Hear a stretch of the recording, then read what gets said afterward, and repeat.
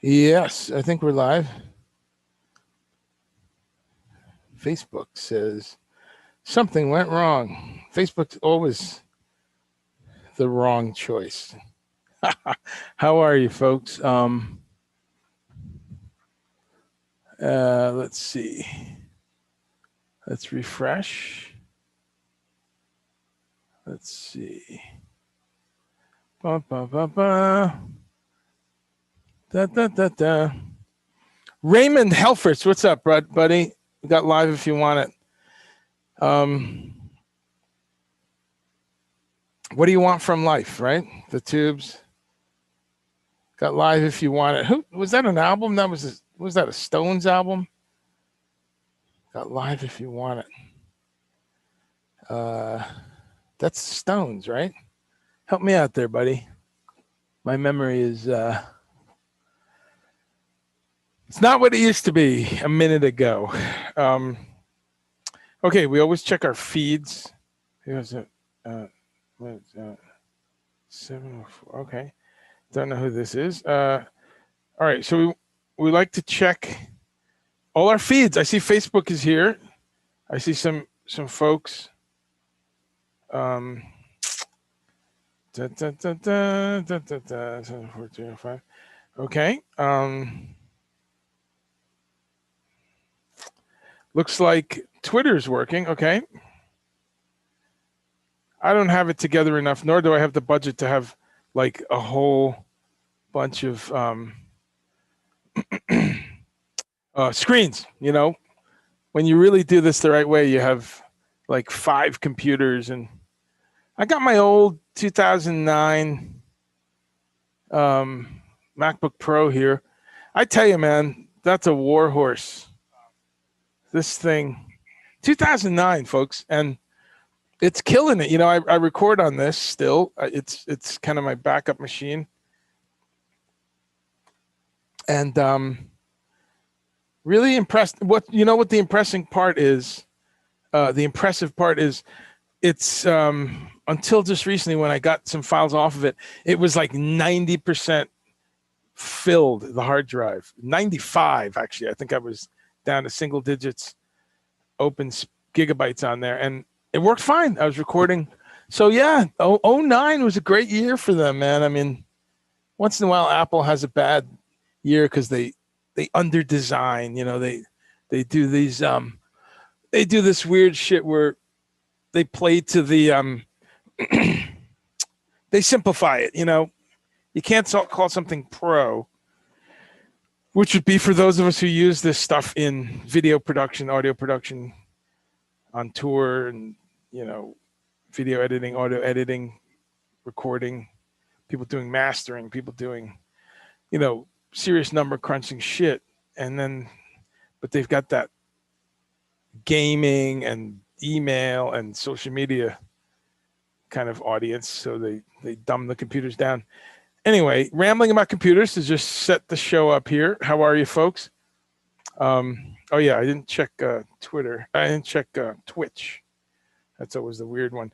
Twitch is, I'm learning about Twitch. Any Twitch experts out there? It's very interesting. And the way Twitch works is the more you stream, the more they kind of give you some props. So I'm trying to stream there as much as I can, and I'm trying to Dave Lee Roth feed on Twitter is fantastic. Where's my damn broadcast? But on Twitch, what happens is they give you, rather than basing it on how many subscribers you have, like YouTube, Twitch is more on content, how much you're using it. So that's pretty cool. Okay, great. Looks like everything is up and running. It's funny, I have, 3 or 4 people who watch this on Twitch. So hello, Twitch folks.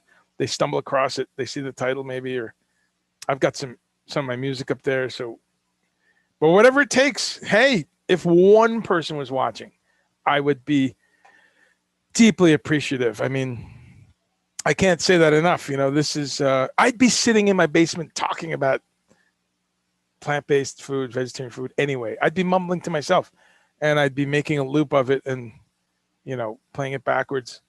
And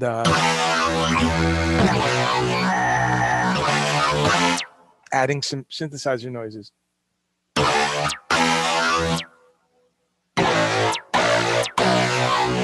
That's kind of the sound that starts at Beat It, right? Michael Jackson, Beat It. Isn't that kind of a...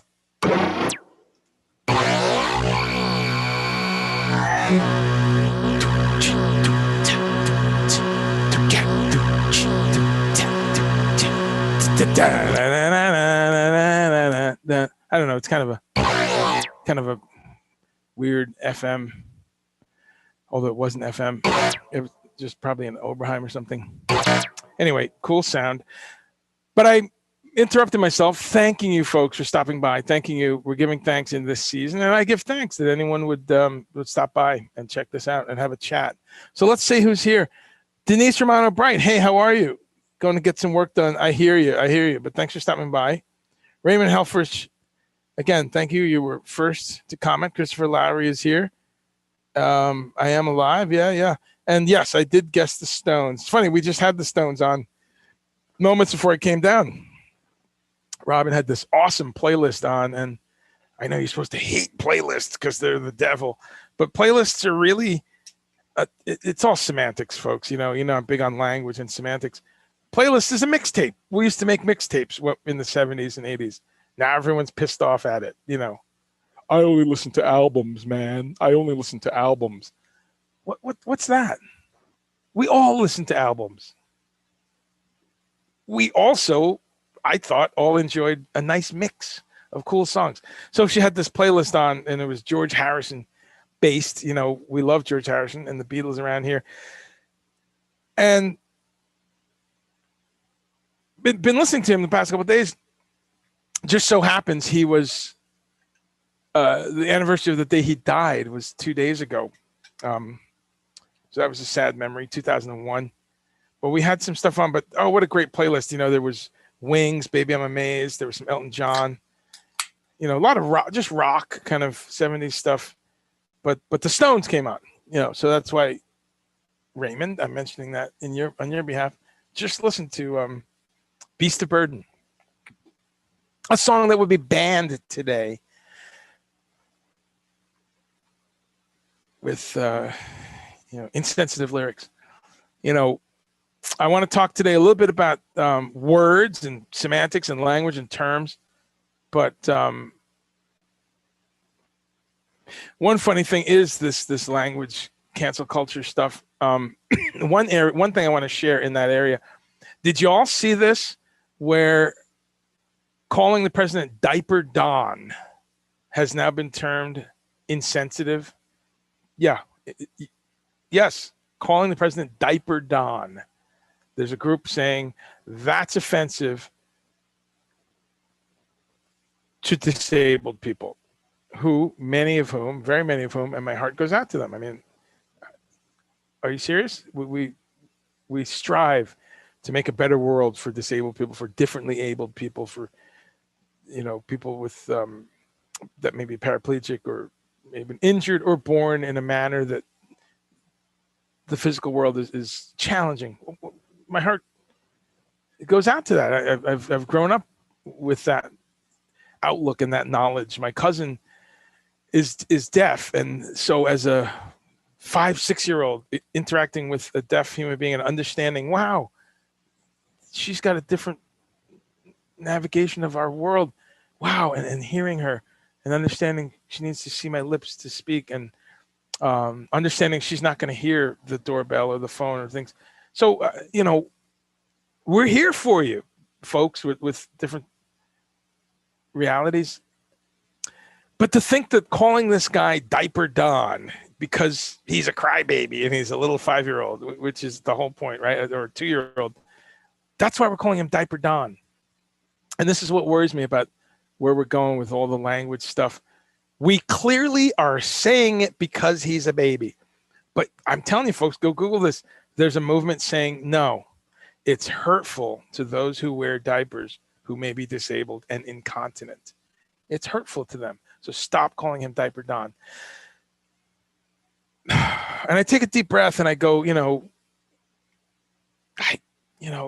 one wants to hurt you. No one wants to make you feel triggered and bad. But where do we go with this? What's left? I mean, I have a friend who teaches at college, at Oberlin College, and she's told me about the warnings they have now in the syllabi, right? Is it syllabi, not syllabuses? But in the syllabus of each course, there's a warning now. And she teaches old school literature, let's say 1500s English literature. And she has to have warnings because let's say they're going to cover a Shakespeare play that year. There has to be a warning saying, warning, this course content may include rape, murder, torture, war, and death. You know, you have to warn students now that reading Shakespeare, they may read about a rape. They may read about a beheading. Oh my God, there might be a murder. I mean, we're in trouble, folks. People think I'm weird about this issue. I'm not the only person. You know, Jerry Seinfeld, Chris Rock, a number of other comedians will not perform at colleges anymore because they're tired of it, getting hundreds of complaints of this joke and that joke. Anyway, why am I bringing this up? I'm bringing this up because I want to talk about language and plant-based. Sorry about that noise. Plant-based, how we discuss these things, and what you call what. Because I've had a couple of discussions with people since Thanksgiving about this, about plant-based, vegan, vegetarian. What words do you use? And of course, after Thanksgiving, when a lot of people doing a plant-based meal did something in place of the roast, I want to have your thoughts on that. A turkey substitute, turkey replacement, you know, all these kinds of ideas. Did you have something like that? What's your thoughts on those kinds of things? You know, I talk on the show every week about all of these new items that are coming out, right? And then mainstream companies like McDonald's and oh boy, what's that one just the other day? Pizza Hut, I think Pizza Hut. I got to look that up. But I think Pizza Hut is doing a Beyond Meat pizza. This is a remarkable time to see these giant companies with incredible reach saying, okay, great, we're on board. People keep asking and asking. They take note when you walk into these places and ask. And so they realize, you know what? Across the board, across these different demographics, across our market, there's a demand here for something tasty, something with great umami, great mouthfeel, great texture. That's also nutritive for our customer base. They want protein, they want minerals, they want magnesium, they want iron and calcium.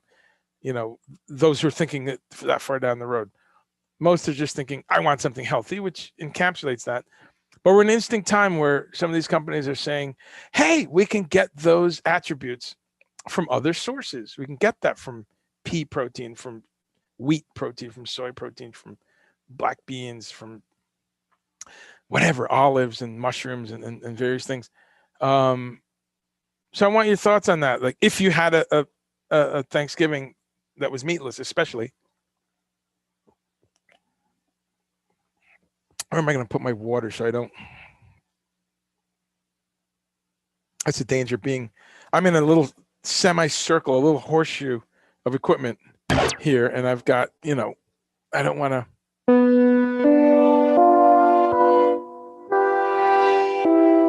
I'll play a little bit for you today.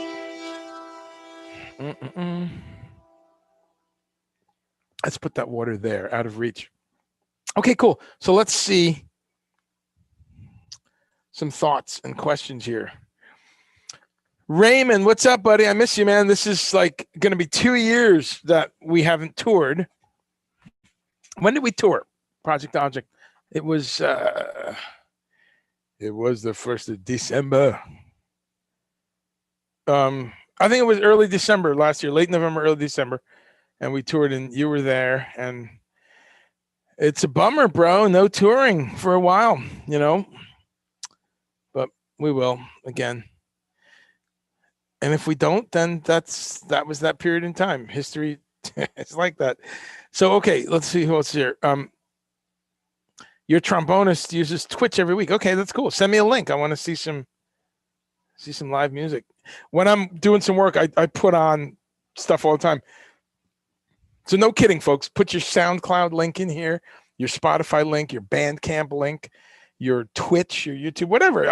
I do. I throw them into a file. Sometimes I lose that little file, but I'm always listening to other people's stuff because it's great, and it reminds me that we're in a new economy with music and with ideas like this, where everyone can kind of participate, and all you got to do is have good content. So, Ray, please put that up there for me. You are correct, Ray. We're not making fun of people who wear diapers. It's making fun of the idiot. But that's a. Can you believe this shit, dude?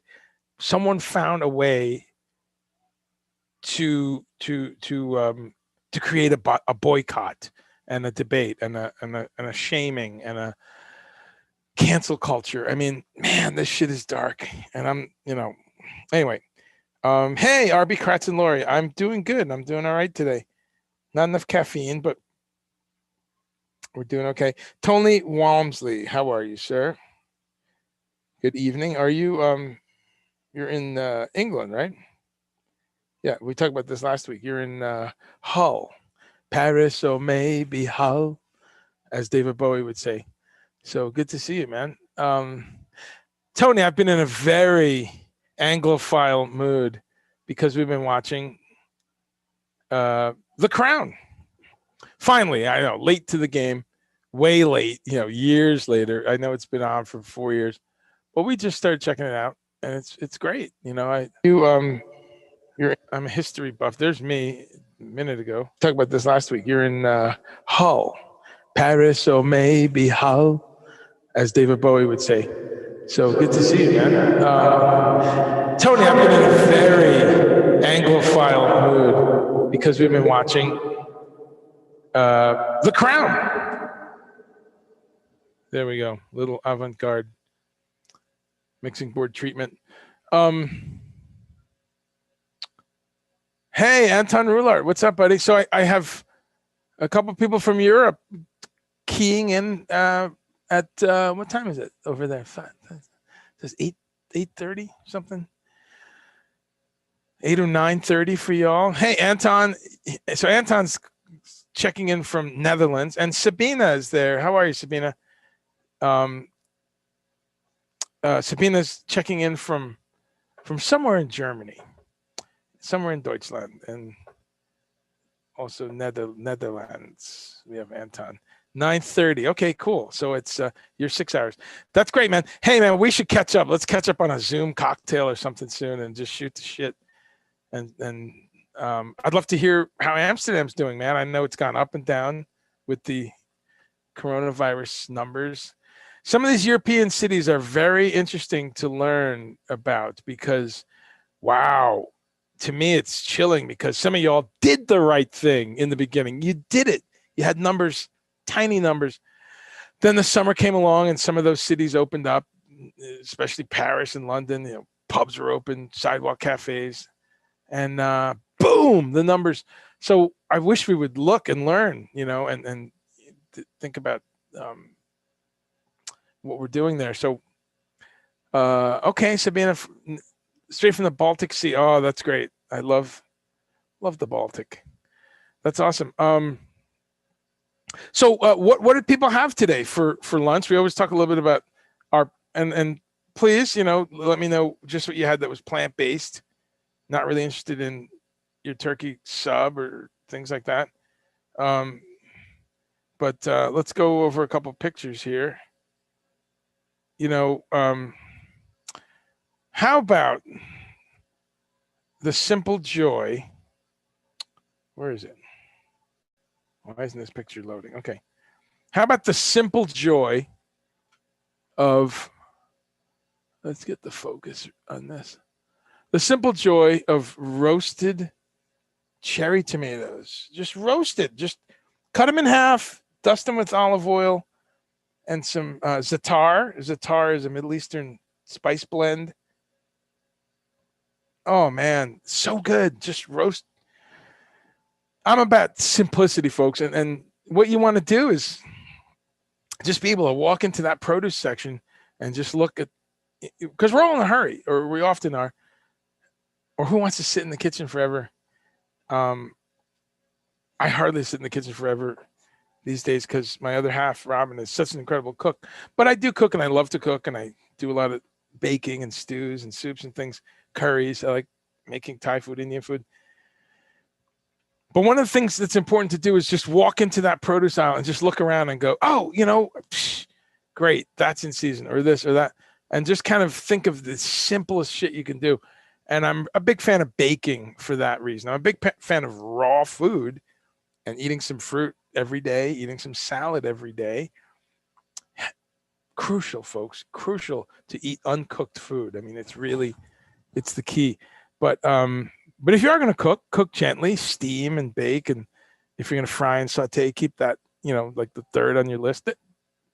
Just suggestions, I'm not saying that's the definitive final word on life, the universe, and everything, but just some suggestions. But baking, I think, is so overlooked because people think about baking and they think about a roast or bread or roasted potatoes, maybe.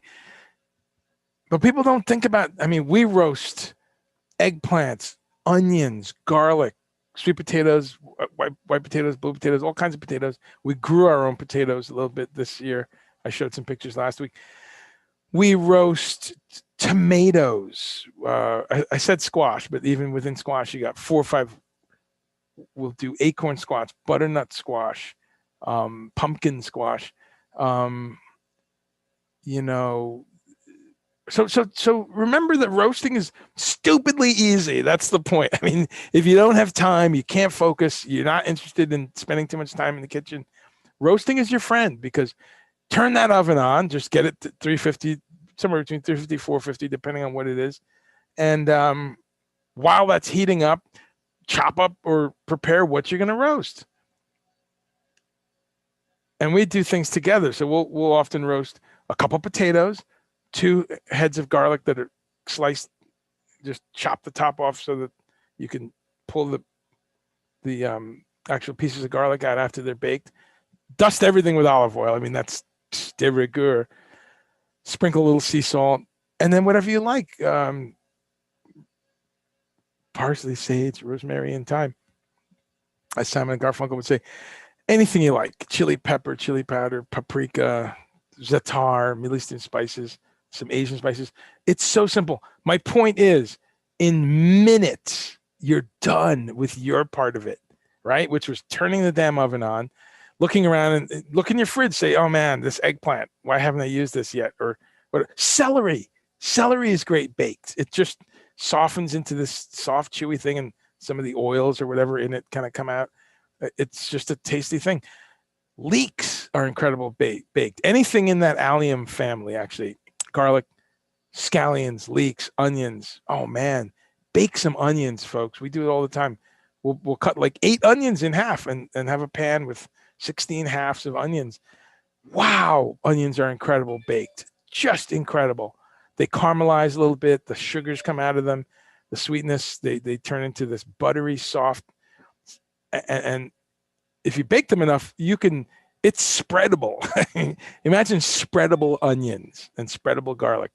All you got to do is bake it. So that's one of my messages on that today, folks, to just add simplicity to your life. Another thing that we have around here, Robin always preps some garlic. So just saute up a whole bunch of garlic in olive oil. And that's a new ceramic pan that I just got her for her birthday. One of these non-stick, but without any chemicals in it. So she'll saute a ton of garlic like that, just lightly, just on a low heat for a bit of time to soften it up, and then put it in a jar. So now we have garlic sitting in olive oil, and cover it in oil. So you've got amazing garlic. Every day you can put some on a salad, into a soup, a sandwich, because it's soft and spreadable. So that's another kind of thing. So I've returned to this a couple of times. I don't return to it enough, but I want to keep returning to the idea of plant-based staples, basic ideas, simple ideas. While we're on the note of cool pictures, this has, and I wanted to say before, George Harrison, I was going to segue because I always talk about celebrities who were famous vegetarians. And of course, George was vegetarian for many years of his life, as is Paul since the early 70s, as is Ringo. So the Beatles are very plant-based, mate. Yeah. We saw some birds in Hamburg. Yeah. Met a few birds. It was lovely. Going back next month, mate. Yeah. Hamburg. Paul, did you see her? Yeah. Nice bird. I'm just quoting, that's the kind of thing. But they were, there's not a day in my life where there's not some Beatles, I mean, who, right? The fucking impact of that band. But it's really cool that Paul, to this date, is out there talking about animals and animal welfare and going vegetarian and things like that. He's not vegan, so some Nazi vegans go after him sometimes. I saw he got attacked the other day because he eats cheese, and I mean, it just shows how broken social media and social media is neutral. It reflects humanity. But it just shows how broken some people are. I mean, what does it take for you to get angry at Paul McCartney and attack him because he's not vegetarian enough? I mean, folks, I don't get it. And that's not the spirit of this show. I embrace wherever people are. My point is simple. On Mondays, why not try it out? On just Mondays, just say, hey, I could do this. I could have a salad and a bowl of fruit and a lentil soup and a sandwich that's meatless or something. I could do this Monday. I could do this one day a week. So it's empowering. It's interesting. It's a way to find new recipes. But so you have these people attacking Paul McCartney. Man, the guy has done so much for animal rights and for vegetarianism and whatnot. Okay, one more picture, and then I want to go to some more comments and questions. Let's see, where's this one? Oh, here it is. Save image. So here's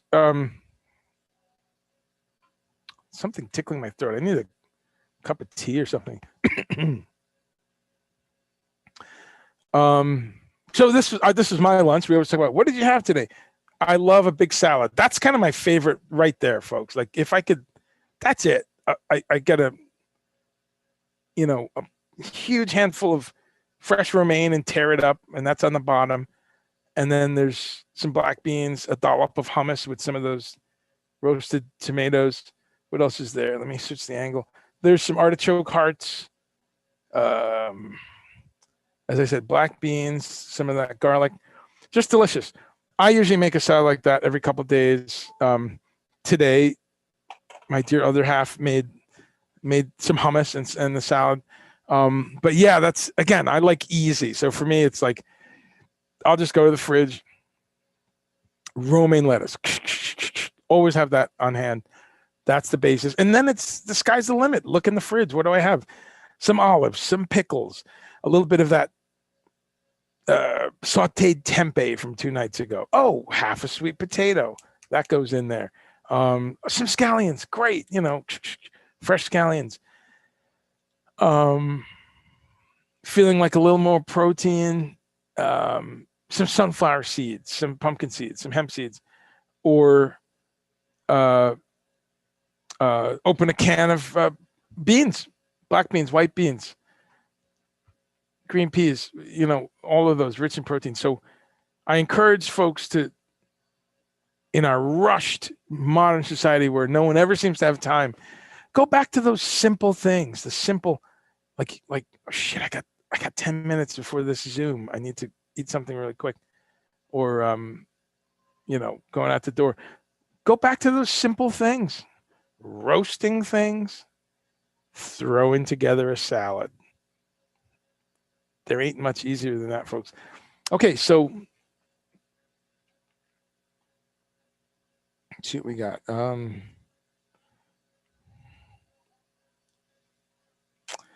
Oh, great. A lot of great comments. So Sabina's up by the Baltic Sea. Is that the Ostsee? Is that the same thing? No, Ostsee is the Black Sea, right? I don't know. What's the Ostsee? JP Flannery's in Northeast Oregon. Well, JP, we're going to talk about Oregon today because one of the things I'm talking about, as you see on the tag, is the mink coronavirus nightmare. Have you all been following this? I've brought it up now for 3 weeks. Mink, these beautiful little mammals that we imprison, torture, and slaughter for their fucking fur. Man, human beings, I tell you, wow, we are just, wow, humans. And yes, someone's going to say, oh, other animals kill animals. Yeah, I love that guy. There's always a guy who says bullshit, non sequitur stuff like that. Of course, other animals kill other animals, and sharks kill smaller fish, and those fish may eat other fish who might eat the krill. That's the cycle of life. Let's be, no news flash there. But it's humans are the ones who have taken it to in extremis, right? Who've taken it to this industrial planet damaging level.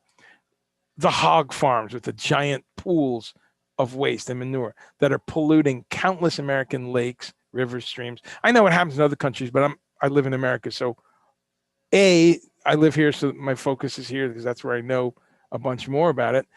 B, I go after American action because we walk around saying we're the greatest country on earth. So if we are, then I'm going to hold us to the highest standard on earth. I don't know. That's pretty simple. Number 4, wherever I'm up to, we are the third most populous nation on earth. We're the third. So there's a lot of impact when America has too many hog farms or eats too much animal muscle and protein, or is using too much plastic, or is consuming too much of this or that.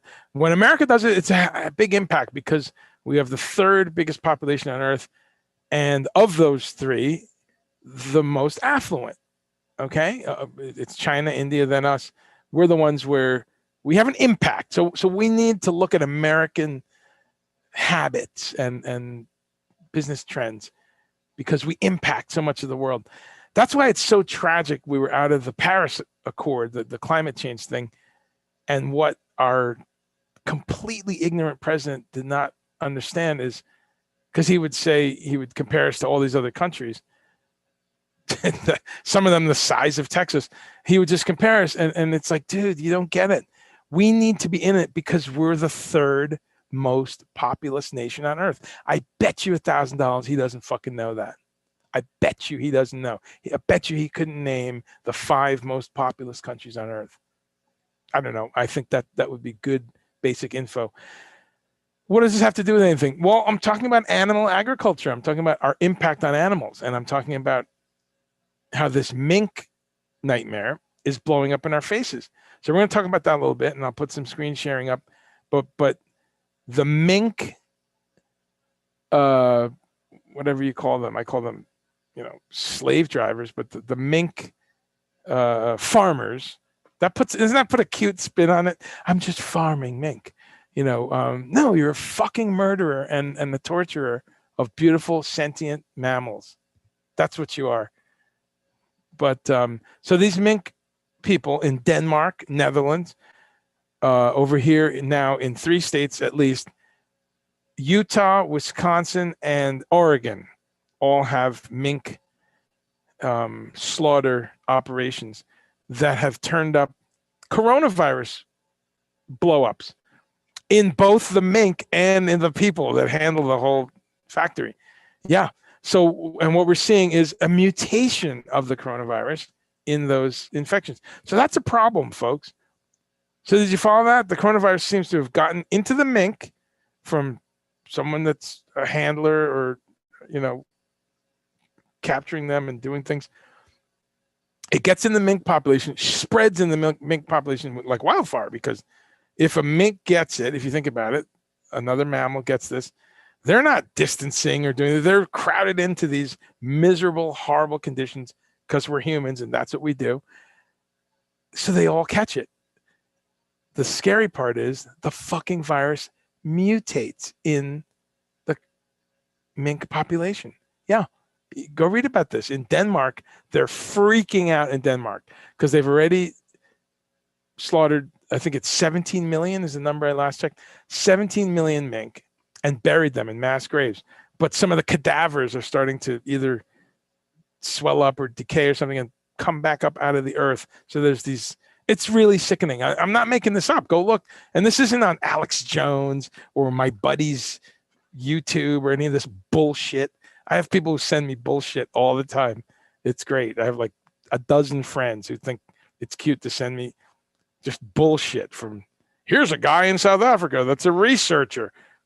What's his name? Does he have any kind of training, or is there any way to challenge his views? Well, that's not important. He thinks that Bill Gates has a microchip and he, so I'm not talking about those kind of sources of info. I'm talking about small and large media. And then someone's going to say, oh, USA Today, they're owned by this guy, so it can't be whatever. Point is, you can read this on a variety of media, left, right, and center, European and American and other sources. It's a huge story.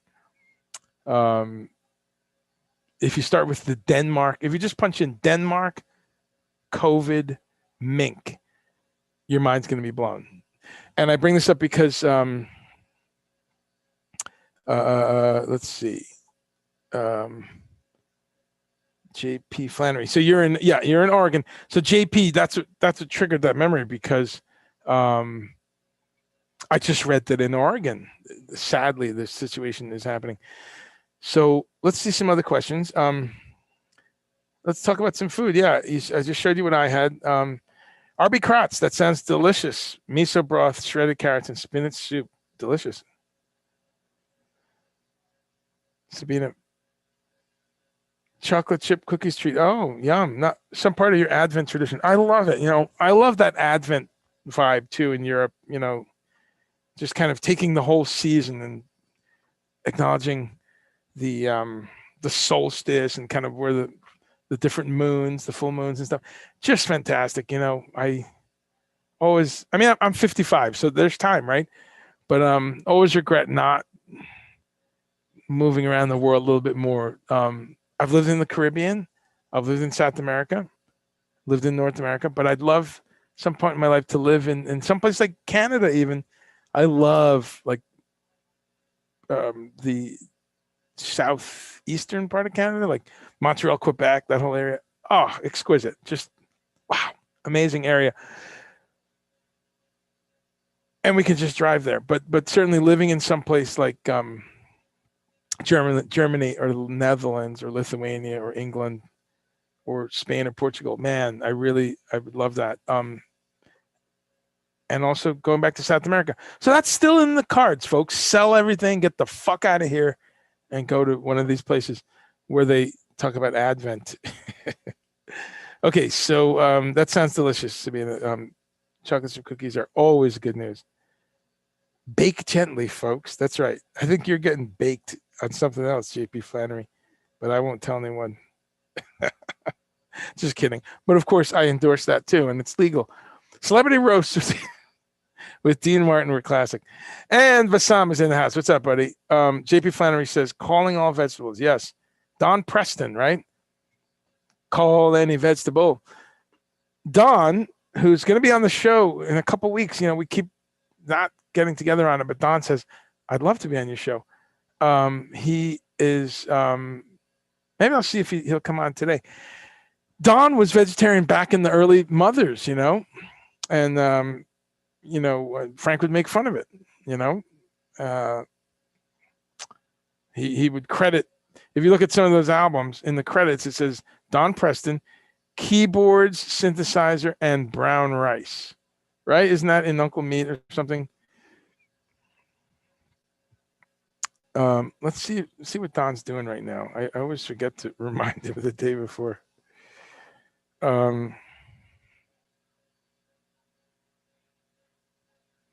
But anyway, Frank Zappa made fun of that quite a bit with Don. And hey, for better or worse, Don's, how old is he? 88, still kicking, still doing well.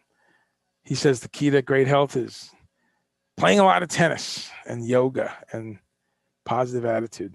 So, okay. So calling the vegetable. Anton, send me my Dutch number. Yeah, man. Absolutely. Let's get on. Let's see. You had a South African dish. Oh, this sounds delicious. Yam, green beans, garlic, onion, red pepper, carrot. You had a ginger and curry type sauce. Oh, that's great, man. That sounds nice and spicy. What is it called? Boboti. Boboti. South African dish. That's great. Thank you, Anton. That's well,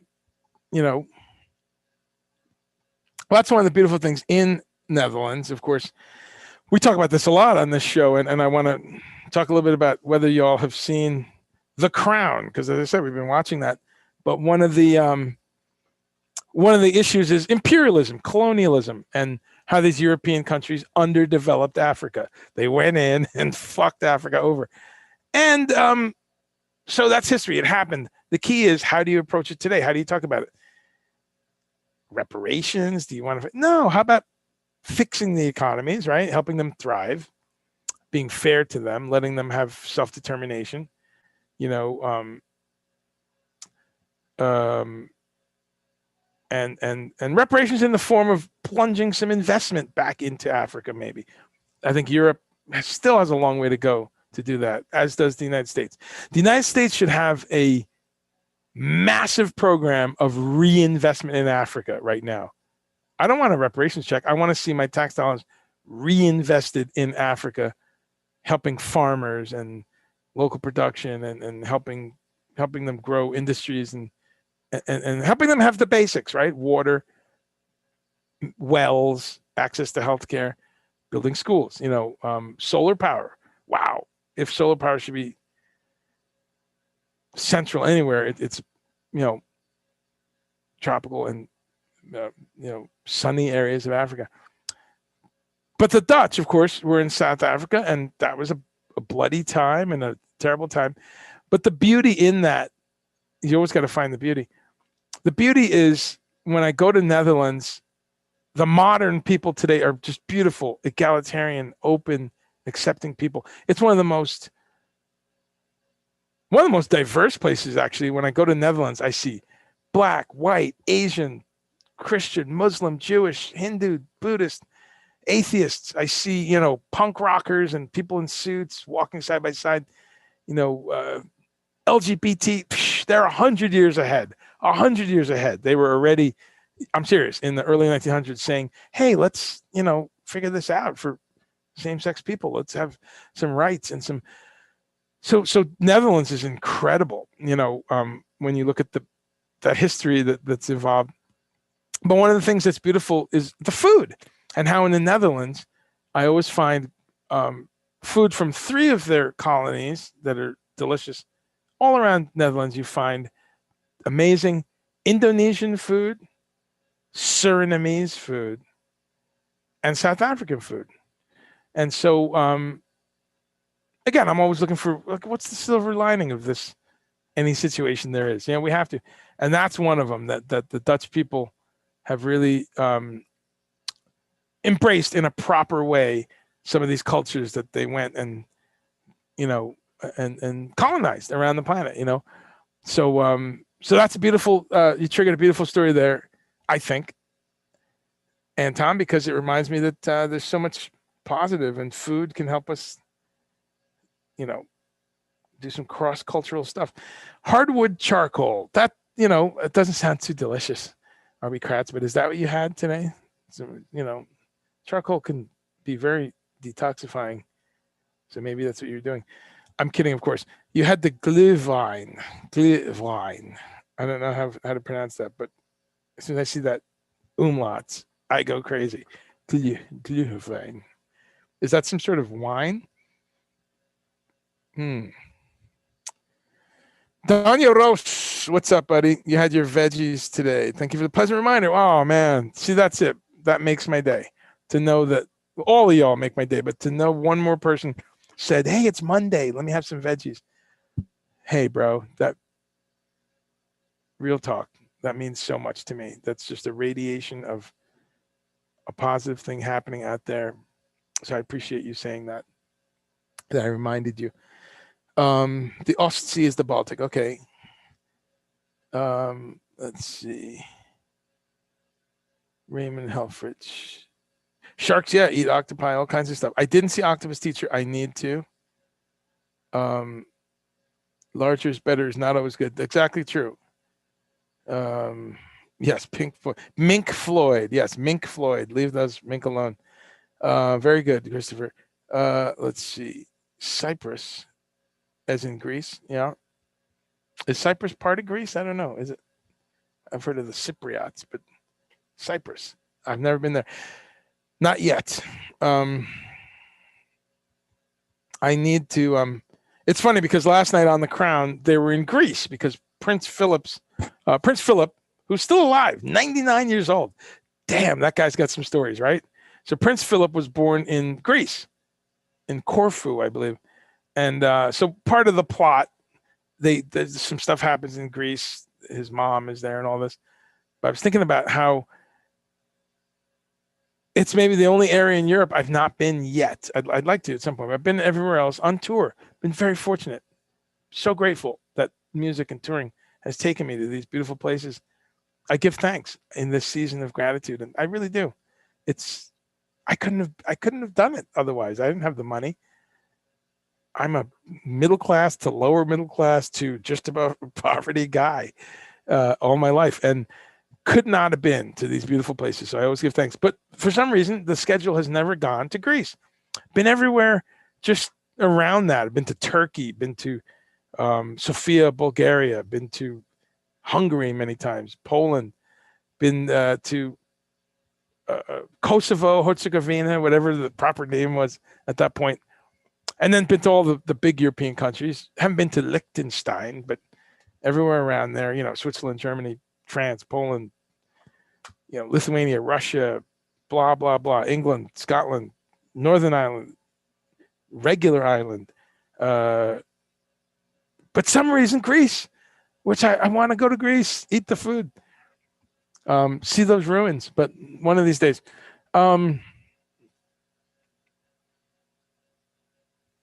So Cyprus triggered that. I have not played the baked potato, but I eat baked potatoes and I listen to music from there. Let's see. Todd Reynolds. Hey, what's up, buddy?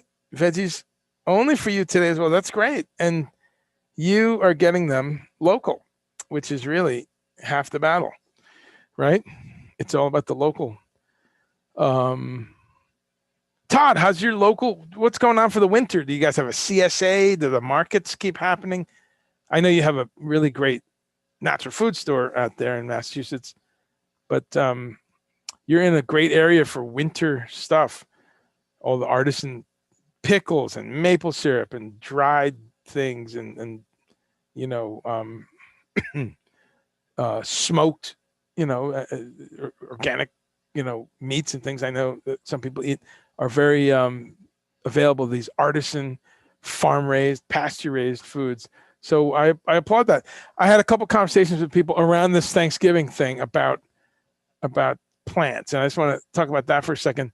Had a conversation with someone here on YouTube who it was a friend of mine who was very upset that vegetarian friend. He's been vegetarian 35 years, and he was talking about how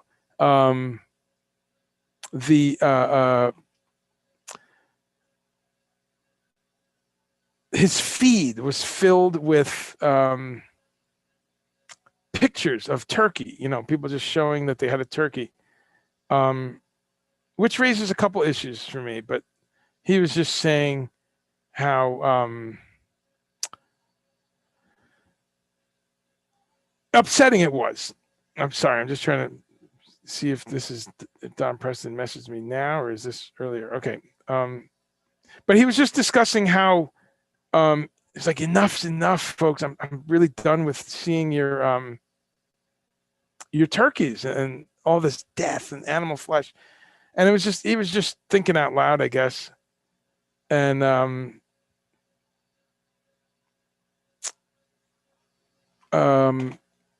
it was interesting because he got a mix of some people very supportive, other vegetarians, other vegans saying, "Oh man, I know, I'm tired of seeing it. these slaughtered carcasses. Just, does anyone not see the carnage, the waste? Yeah, and it's like a switch that goes off in your head. To someone who eats that, they're going, it's delicious. Look at that fat that's bubbling over. And to those of us who don't, it looks like roadkill. Sorry, it looks like your pet. I think about my dog or my cat. How is that any different? We get outraged when we hear about Asian cultures that would cook a cat or a dog. We flip the fuck out, right? They are so brutal. They're sick. What sick, barbaric people? Oh my God. Why is this so different? Why do we just flip a switch and say that these highly intelligent animals, turkeys, chickens, how is that just like, it's like water. It's like nothing, but we flip out at the thought of a dog or a cat being in the oven. You have a dog? Any of you? You have a cat? Picture that dog or cat right now. If someone just came up and quickly went, just cut its throat before it could. That's how your dog would sound. That's how your cat would fucking sound. I've seen it. I've seen pigs slaughtered. And I just don't get it. How one of them is, well, it's just what we do, Andre. That's why we raise them. But then if it was your cat or your dog, the rest of your fucking life, you'd be scarred if you watch someone kill your dog. Think about that disparity. Right? Am I kidding? The rest of your life, you'd be scarred if someone came and slit the throat of your dog or your cat in front of you, pulled the fur off of it right in front of you so there was just muscle. It's still going like this because there's autonomic. And then maybe they go, smash its head so it really stops moving. And they put it in the fucking oven with onions. And again, you're probably going, that's so gross, Andre. That's so ridiculous. That's so extreme what you're saying. Walk me through it. How are these two different things? They're both sentient beings. Some argue smarter. I mean, pigs are incredibly intelligent. We know this. Incredibly intelligent. On the level of, recognizing patterns and picking shapes and picking colors and, all those kind of cognitive tests we do with animals. Chickens as well, actually. And so this thing came up, and this was an interesting discussion on this guy's page because there was some people just went after him, which is funny, which also says to me, if you don't like that your vegetarian friend said something about turkey, just scroll on. Why do you have to? But some people kind of attacked him and said, plants die too, Of course they do. So let's deal with that for a minute. First of all, newsflash. We've heard that 1,000 times. That's not news when you say that to a vegetarian friend. You're not clever. You're not original. No one really cares. We've heard it 10,000 times from other people who think they're clever. We know that plants sometimes die when we consume them. And the sometimes is what's important because actually the vast majority of stuff, apples, cherries, oranges, tomatoes, grapefruits, lemons, did I say cherries? Almonds, cashews, all of these incredible sources of protein, minerals, vitamins, any fruit really that's like a fruit-bearing tree sort of situation, olives, as I said, tomatoes, apples, pears, oranges, grapefruits. You don't kill the plant, actually. You pull what is essentially, not a great comparison. Essentially, it's an ovary with eggs in it. That's a very crude comparison, but that's what each fruit is. And you're actually fulfilling the plant's evolutionary and biological imperative, which is to spread its seeds and to reproduce. That's what the plant DNA, that's job one. How do I spread these seeds and be replenished? And a couple of the other ways a plant does that is the fruit just drops and it splits open, it breaks open, and the seeds are going to be there in actually a nice mineral rich substrate. So it makes its own soil once it rots enough, and the seed is going to remain and hopefully grow. So that's why you go into natural settings, whether in jungles or wild areas. There's clusters of trees. You tend to have communities of it's all pine trees or it's all this type. That's kind of a common thing. Of course, that gets into the whole discussion on forest diversity and things like this. But you're with me, I think. The point being, we don't actually kill the plant most of the time. As a matter of fact, there's some sects like the Jains who sweep in front of them as they walk so that they don't step on any bugs. But they also won't eat things like ginger and onions and a lot of things that you have to dig up, beets and stuff, potatoes, because when you're digging them up, not only are you killing the plant, but you're killing some worms and bugs and beetles. So there's a whole interesting, but this whole thing of, thinking that you're owning a vegetarian by telling them that plants die. I just want people to think about that if they've not before, that it's actually far from true. It's many of the plants we eat do die. Of course, you pick kale actually, which I've grown many times. You don't kill the plant. You can cut 2 or 3 kale leaves, and it grows up. It keeps growing, and those heal and they come back. And very interesting. Kale is like that. Lettuce is like that. But certainly, as I said, root vegetables. If you grow potatoes, which we grew last month, yes, the whole plant dies. Absolutely. Beets, carrots. There are some potatoes actually. If you have a way to do it, and it's grown on tiers, and I've seen different potato growing. There's a way to cut into the dirt, get the potatoes, and the roots continue. So even those. Anyway, my point is abundantly clear that it's not this binary thing that we are killing plants. We are often taking a part of the plant, pulling those almonds off the almond tree. The tree is fine. The tree is actually, from a biological perspective, now fully successful because the seed has left its actual home and gone away. Now, the ultimate thing for a plant is when birds participate. Birds, one of the most important species on Earth, one of the most ancient species. They're basically dinosaurs, right? A lot of them come down that evolutionary tree. But the ultimate thing for a plant, the absolute ultimate, is if a bird comes along, eats that fruit, and passes that seed or bunch of seeds away, craps them 10 miles away or even a mile away, or migrates and takes them, hundreds of miles away. Wow, that's fantastic for a plant because now that plant has taken its DNA and successfully moved it physically around the planet and duplicated itself. If everything works out and the bird craps in a spot where there's soil and all that, and we know that's happened. This is a fact of biological history. We know that things have spread around because of all kinds of animals, but birds, other animals migrating, and humans migrating. There's countless plants, for instance, that have come to America with Africans, with enslaved Africans. There's a whole host of different fruits and vegetables and peas and beans and things. So that's what's awesome about plants. Plants are trying to spread around the globe and grow and thrive, and we're part of that picture. So, okay, so a couple of thoughts there.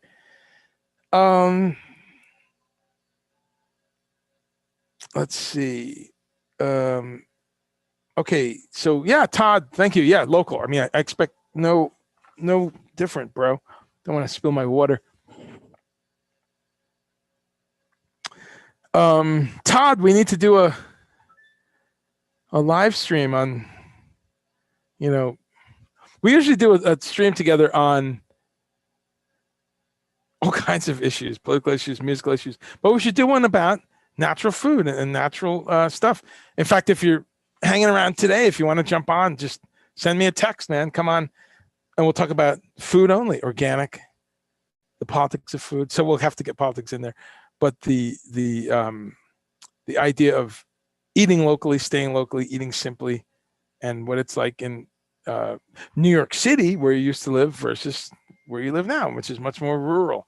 I think that'd be great for people. So if you want to jump on, send me a text. So you do a group buy, yeah, exactly. Sabina mulled wine. Wow, I did get it right. I need to get some German lessons. Mulled wine, heated red wine with cinnamon cloves, lemon zest and sugar. Very popular in the Advent. Okay, that's great. Yes, which reminds me, Jägermeister. I haven't had any in a little while. I have some in the freezer. Brilliant German invention. All herbs, simmered, fermented. I love it. Michael Bernier, how are you, buddy? Michael says it's a disconnect. Yes, it is. Selective reality values. I know. Yep. Same mechanism as religion. That's awesome. And Michael, I keep inviting you on the show. Just I'll leave it to you, man. It's up to your schedule. Just tell me. I've got a guest chef next Monday, but I have some time next Monday. But just tell me when you want to be on the show, because I want to talk. I have another musician coming up in a couple weeks, but I want to talk to musicians about the idea of traveling and being healthy when you're traveling. Let's see. The idea of what it was like when you started out eating plant-based and traveling, and what's changed over this period of time. And also when I have musicians on, which you've seen this show a bunch of times, I've had musicians on a number of times. Let's talk about your music, talk about your creativity, but talk about your thoughts on what we can do moving forward on this planet where we have a climate crisis, folks. It is connected to all of this. We have to get lower on the food chain. We have to stop it. We have to stop, eating most of our foods from far away. It's hard to change that overnight, because most of us don't live where we could grow everything we need. But if you can cut it in half, if you can cut it by 25%, if you can say, I got to stop eating blueberries from somewhere in the middle of the winter, or, and then let's talk about that. Gets complicated because people have argued back to me, and I'm eminently convincible, folks. You can convince me of anything shown a logical train of thought and facts and backing it up with a linear, kind of a thing, a logical kind of thing. And some people have said to me years ago, yeah, but Andre, I read this article and it's better to fill those planes coming from Peru and Chile in the winter, fill them up, because they found that some of these cargo planes would go and it'd be half full. So then someone said, hey, let's find shit to put on these planes up to the safe capacity. And lo and behold, in a lot of those countries, there's a huge organic agriculture. Actually, Chile is a leading organic agriculture country, as is Peru. And so someone has figured out that, look, in the winter, we can be bringing things like blueberries from these other countries, things like artichokes, things like. So I get it. There's some gray area, but I just want us to have a conversation and to think about climate change vis-a-vis animal protein and meat and things like that, and how we're, what are we doing? Okay, let's set this up. So Michael, yeah, just tell me when you have some time, bro. I'd love to meet you again online. We met once in offline world, that weird place. But we met, I think it was Tony Levin Stickmen tour or something like that. I forget where. It's all a blur. So, but you're right, my friend. Same mechanism as religion. One more musical recommendation, Michael. My dear friend Mark Hostler is one of the founding members of Negative Land, and they did a great record a few years ago called "It's All in Your Head." Great record. It's on, everything. Actually, the physical copy I have, they bought a couple thousand Bibles and they packaged the CDs in a Bible. So you open it up, and there it is. But it's a great treatise on what you just said, this selective reality and how that keys into the place of religion for humans. It's All in Your Head is the name of the record. And it's great because it explores the fact that they kind of stick with the three big religions, Judaism, Christianity, Islam. They touch a little bit on some other ones, but those are the ones that really drive us all crazy with using them as excuses more than anyone else for control behavior and fascism and war and all this. But they, in a very fun and humorous way, they explore on this record how each of those creates a myth, which is then passed on and it's solidified and it's acted upon. And so very interesting. So you're right. Same mechanism, Michael.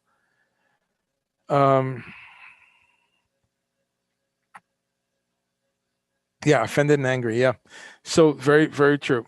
You're eating free range, cage-free broccoli. That's great. That's great. Birds, squirrels, insects, carry out. Yes, you're right, JP Flannery. Exactly. Vegetable will respond to you. Okay, Michael. Yeah. All right. Well, let's set this up. Let's say next week I have someone from a amazing organic cafe around here, but I think she's for like an hour or something. So let's really try for this and have your links ready. I know, Sabina, you said that one time before, you don't like Jägermeister. No, I would never heat that up. Actually, how is it heated up? I don't know. I've had it frozen. I love it in the freezer. Maybe I'll go get a shot right now. I don't drink much on the air, but don't hold that against me. I should be. Less carbon dioxide produced in flying apples in compared to cool for 3 weeks. Yeah, great point. Great point. Thank you. I'm going to use that. Less refrigeration. You are smart. So hard to do it right. You really need to get information. It's organic, but we're in how it's stored. This is a wise woman. Sabina Jensen, folks. She just gave me a brand new thing to think about and to use going forward. Not only do you want to fill those planes and optimize, if they're flying anyway. I mean, at a certain point, it's real politics, accepting what's there. They're going to fly these planes anyway. Why not have it be optimal? But Sabina raises a great point. Carbon footprint of chilling those apples for 3 weeks where you are versus getting them brought in from somewhere else fresh. Something to think about.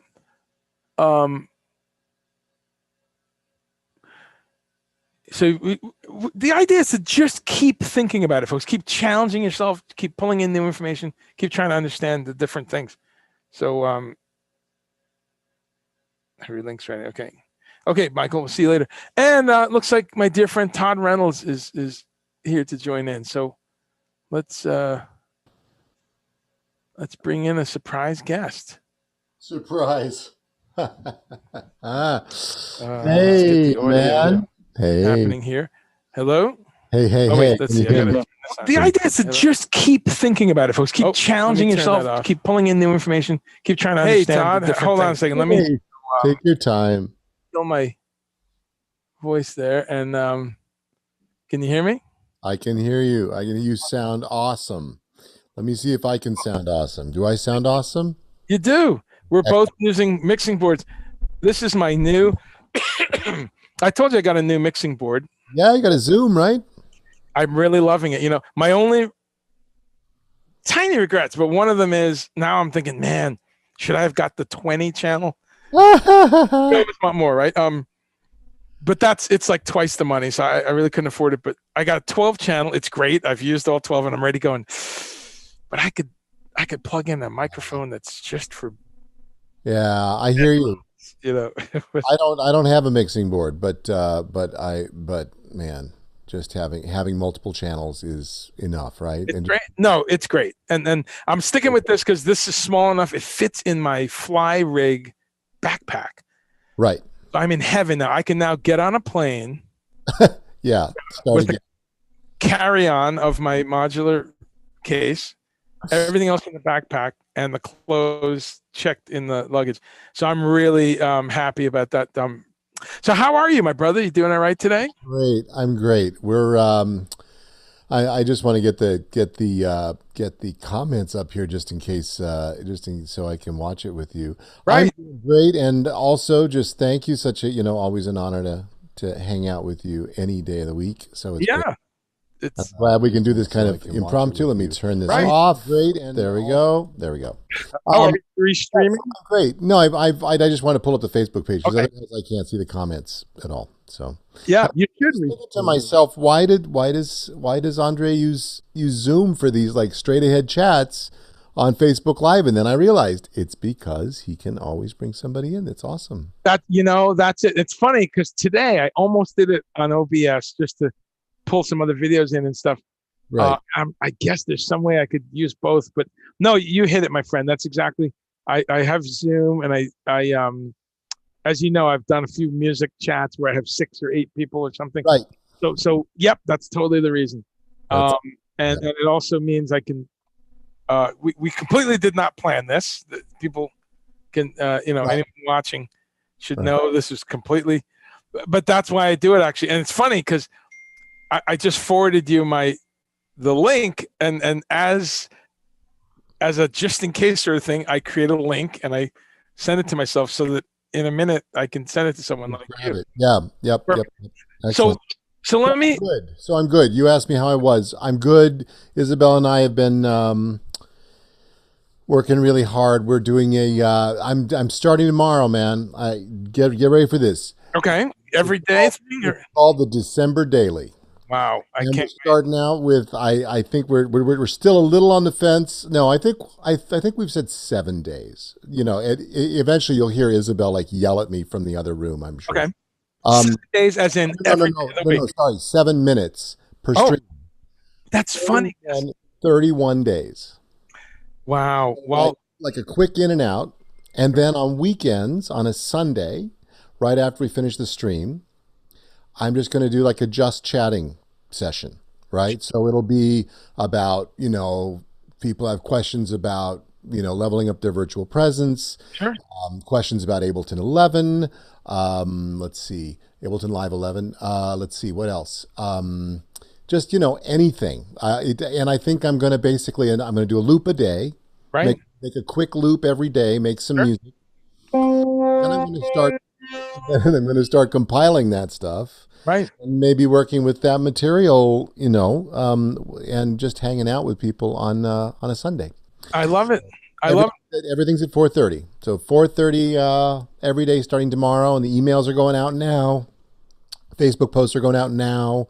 So I'm inspired by your Monday meetup, your Meatless Monday meetup. So Well, you thanks. know, That. remember you started a lot of this stuff for me. You Oh, like wow. months ago you started this stuff. So it's like, Well, that's appropriate to. we all have a television station now, right? And so We you do. use it That's or you do not use it. that's the way I describe it. Well, it's funny how much we're on the same page on so much stuff, artistically and politically and mentally and spiritually. But it's funny, we're both getting to a place of, hey, I should be streaming more. Now you're going whole hog every day. I applaud you, bro. But remember when you told me this 2 or 3 days ago? I said, oh wow, I'm trying to launch a once a week stream at least. Do you remember I said that? Right. Right. Well, check this out, which is very funny, I'm going to announce it to the world now, which I wasn't going to yet, but it's 7 minutes of synth. Can you believe that? I was going for the 7 minutes. Yes, just seven, and maybe because we both like music that's in 7/8, or we both like prime numbers. But I just sat around thinking, 3 minutes, because I have another thing that's a 3 minute thing. That's But it wouldn't be nearly as alliterative. exactly. That's right. And so I said, and so that's very funny. But I applaud you because I can't. Wow, every day. But you know what? It's just getting up, making some coffee, bam, right? Get on the air. Well, yeah, I mean, if I were waking up at 4:20, yeah, but no, it's not. This will be late in my day. Okay, But, so 4:30, you said. yeah. So I mean, I'm trying to do, bedtime in Europe. Right. I'm trying to do, early morning in Australia because I got Right. friends and former colleagues and students there, and that really for me it's an exercise, Right. consistency. Number Right. one. I It's know it. also it's also a real I'm trying to just take an opportunity to connect more Right. and to contribute more, which is the same thing you're doing. It's all the same. And you're going to, multiple platforms at the same time, and I would love to get a few more subscriptions on my YouTube page if it worked out that way. That would be awesome because I'm not really a content creator yet. Right. You're doing it though. You're right. We're moving, yeah. You're creating it, but now you're focusing it in a different medium. Let me pause for a second and say to people, let's see. Um,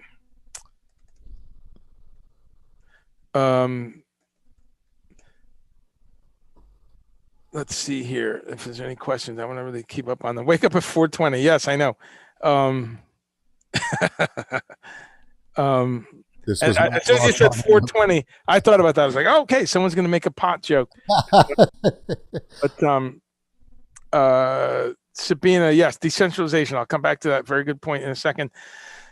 I wanted to start with we got about 25 people watching here and a couple on Twitch and Twitter last time I checked. So that's wonderful. YouTube, I haven't checked in on. Sorry, YouTube people. Sometimes I forget that and I go the next day and there's 3 or 4 unanswered questions. So let me do that. But while we're doing that, I just want to introduce you and say to people, ladies and gentlemen, Todd Reynolds, this gentleman, a dear friend of mine, one of my favorite humans. Todd is, he can flesh this out, but he's a musician. He's a deep thinker. He's a philosopher. He's a teacher. That's one of the most important things, teaching folks. He's passing on intellect, knowledge, musical knowledge. He's a straight up violin teacher and theory teacher, but also just the teacher of technology. And he's got these great programs that he's going to hopefully tell us about, that he's doing workshops and classes on this modern era for an artist and the different ways you can do things. Those of you who know me and come on here every Monday know that I'm attempting to recreate myself as an artist. So I met Todd about 25 years ago online, and it was this thing called Looper's Delight, which is a news group back when we had email lists, right? That's what we had, listservs. Anyone remember those? So we had this by Kim Flint, one of the creators of Echoplex, the Oberheim Echoplex. Kim Flint. So we had this chat group, and I still have a number of friends that I got from there. Andre LaFosse. He's West Coast Andre, I'm East Coast Andre. So we would all chat in this very nerdy listserv and trade at that point. Wow. I mean, we would mail each other cassettes or something, or because I don't think anyone was. There were cassette creation groups. Remember that? Yeah, I think YouTube existed, but you still, the baud rate and stuff to upload audio to YouTube was only a few people were doing it. But anyway, we would talk about looping gear and equipment and all that. And it turns out Todd was playing at that time with the great Steve Reich. Is it Reich or Reich? Reich. Reich. Okay, it is Reich. Steve Reich, who, those of you who love music that pushes the edge, if you don't know about him, run, go look it up, find this man. One of my favorite composers. He's been doing incredible music for well over 50 years, electronic music, string quartets, orchestra music, every manner of configuration. And Todd was playing with him in the late 90s and zeros. And I went and saw the concert, and I can picture it now. I hung around the backstage, and it was one of the first times in my life, actually, maybe the first time, and we've all experienced this, when you meet someone that you only know online, And so I remember that. I can picture it right now. Do you remember this? It was stage right. You were coming out of the backstage with a few people, and I forget where it was though. Where do you remember? I know, some New York, maybe Avery Fisher, probably BAM, or it could be BAM. Yeah, BAM works, or Carnegie Hall, possibly. Yeah. So I've seen Todd play a bunch of times. I saw him years later touring with Todd Rundgren and Joe Jackson. They both went out on a solo tour with a quartet. It was a beautiful tour. If you're fans of either, go look on YouTube. And they would play solo on piano or guitar with the quartet behind them. And Todd was on violin. And then the end of the night, Todd Rundgren, Joe Jackson, and a quartet would do some Beatles and some of each other's songs. One of the most incredible and beautiful sounding tours. So that's my quick introduction to Todd. Jump to 2020. He's going to tell us about what he's doing now, and he's always writing and playing and teaching. So take it away, Todd. Tell the folks what you do now. Wow, thanks Frank and Raymond for like fleshing out all the links in the comments. Thank you for that. And Andre, thank you for such lovely words. It's love between colleagues is kind of one of the most rewarding, lovely things we can have right now. So anyway, yeah. So yeah, I did all that. Have had and continue to have a career that is full of good fortune, good travel, like you have, Andre. And as time has gone by, and before COVID, my lovely partner Isabel, who's in the other room, we've had a life together for 12 years now, and in 2016, we looked at each other and thought, we kind of miss some of our friends up here. We used to live up here. This is where we met between 2005 and 2011, when I'd taken kind of a hiatus from my New York presence after having left my band. And so we came, and that's where I made my record, which is at digifiddler.bandcamp.com. So anyway, Isabel and I, we said, maybe, let's just go, let's move up there, and we'll keep the New York apartment. We'll be, I'll go back and forth. And then in 2019, we gave up our New York presence. And it just seemed like the right thing to do. Boy, was it the right thing to do, because Timing. it's been kind of problematic to be stuck in that apartment during the time of COVID, during that very difficult time in New York that all my friends suffered through and are still suffering through with no Broadway. It's not past tense, right? Yeah. So anyway, I guess the thing probably to say most is that with the recognition that all of us are kind of forced into a reinvention now. And also all the people that I teach at school, at the Manhattan School of Music, where I teach in a specialty program for contemporary music, which is the Steve Reich type of lineage, as well as many, many other more hardcore and more softcore music people. Sure. In the classical world. So I teach there, and I teach Ableton Live and Max and performing with electronics and digital literacy and stuff like that. So all of us, the students there, us, it's like when they teach entrepreneurship, they're still teaching them how to make a website. And instead of kind of this kind of very, very much broader thinking of, you are a business. You are already a small business. You Right. may not think of yourself as such, but you are a small business, and a lot of the same things apply. A lot of the marketing strategies, a lot of the organizational strategies can apply. I mean, in the classical world, it's all about the not-for-profit organization, right? So that's kind of a governmental designation, the 501c3. My band had that. We made that up, and that's still going strong for them. It's the 501c3, and the amount of money you can get granted to you from the government and all sorts of different agencies is awesome. Yeah. And it's an audit a year, and you need a board of directors, and there's all this stuff that kind of goes along with it. And being a touring group is a better thing to wrap that around than a sole proprietor. Okay. So anyway, our thing, Isabel's and my thing, is we've started our business.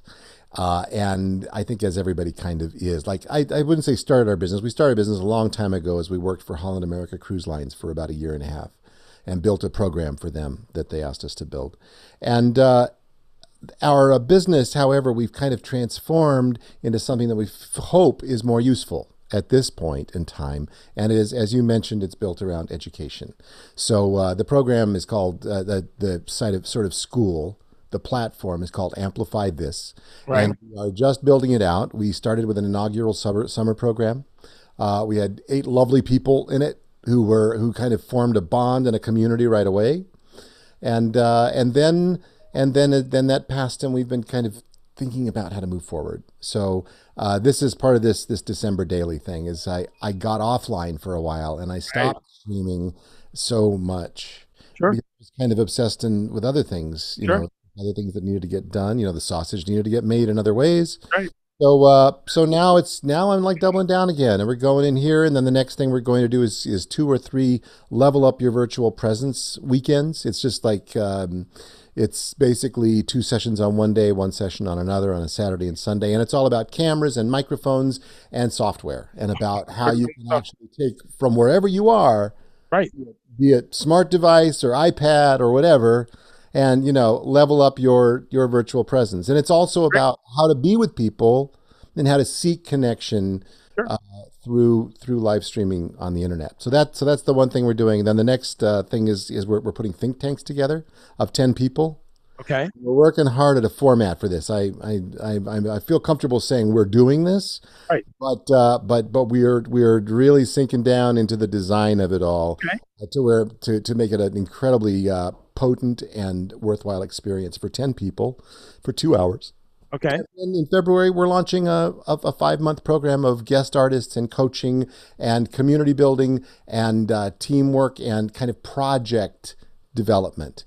Okay. So it's kind of it isn't exactly a y'all come thing, but it's more of a if you have a project that you're kind of stuck in moving forward on, let's get you unstuck. Get And it going. Yeah.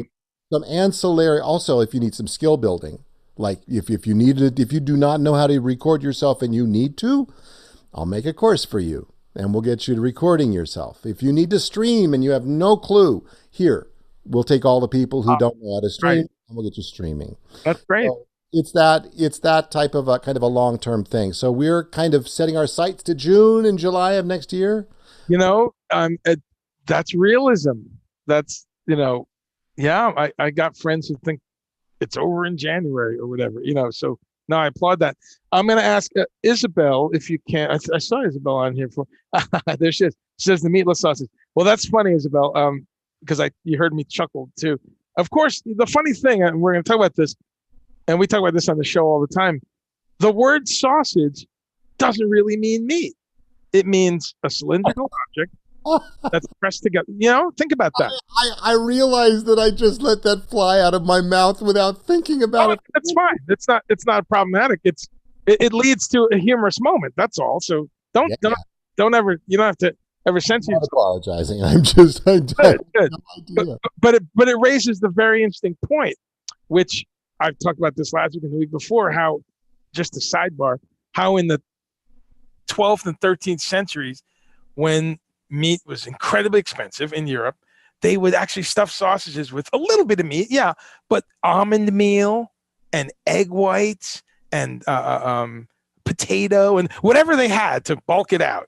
So it's very interesting how meat has a lot to do with the economy around Exactly. cultures, and so that's very funny. So Isabel, very funny there. But Isabel, I was going to ask you, just because I don't know the link, Todd, I just put your Digifiddler Bandcamp up so folks can click over there, hear some music, buy some music, support Todd. But also, Isabel, if you could put the link for Amplify This in there so people can see that, because I got a lot of creative people here. Yeah. Well, we'll put in a link to the Eventbrite too. Please. To the And web. Raymond Helfrich is awesome. Yeah, he jumped right on it with ToddReynolds.com. Wow, Raymond, you're kind of awesome. I'm afraid I don't do LinkedIn so much, but except what, I could also stream to LinkedIn. I have not been on that site forever. Is that anybody find it? I guess obviously you hang out there on LinkedIn. I don't actually, not LinkedIn. I should. A friend of mine just got a gig out of it, so I need to get it. And part of what you're saying about this new economy. So let me tie that into for some people. I know I've got friends out there who've said, I really want to learn Ableton, or want to learn more about streaming. I want to get some questions answered.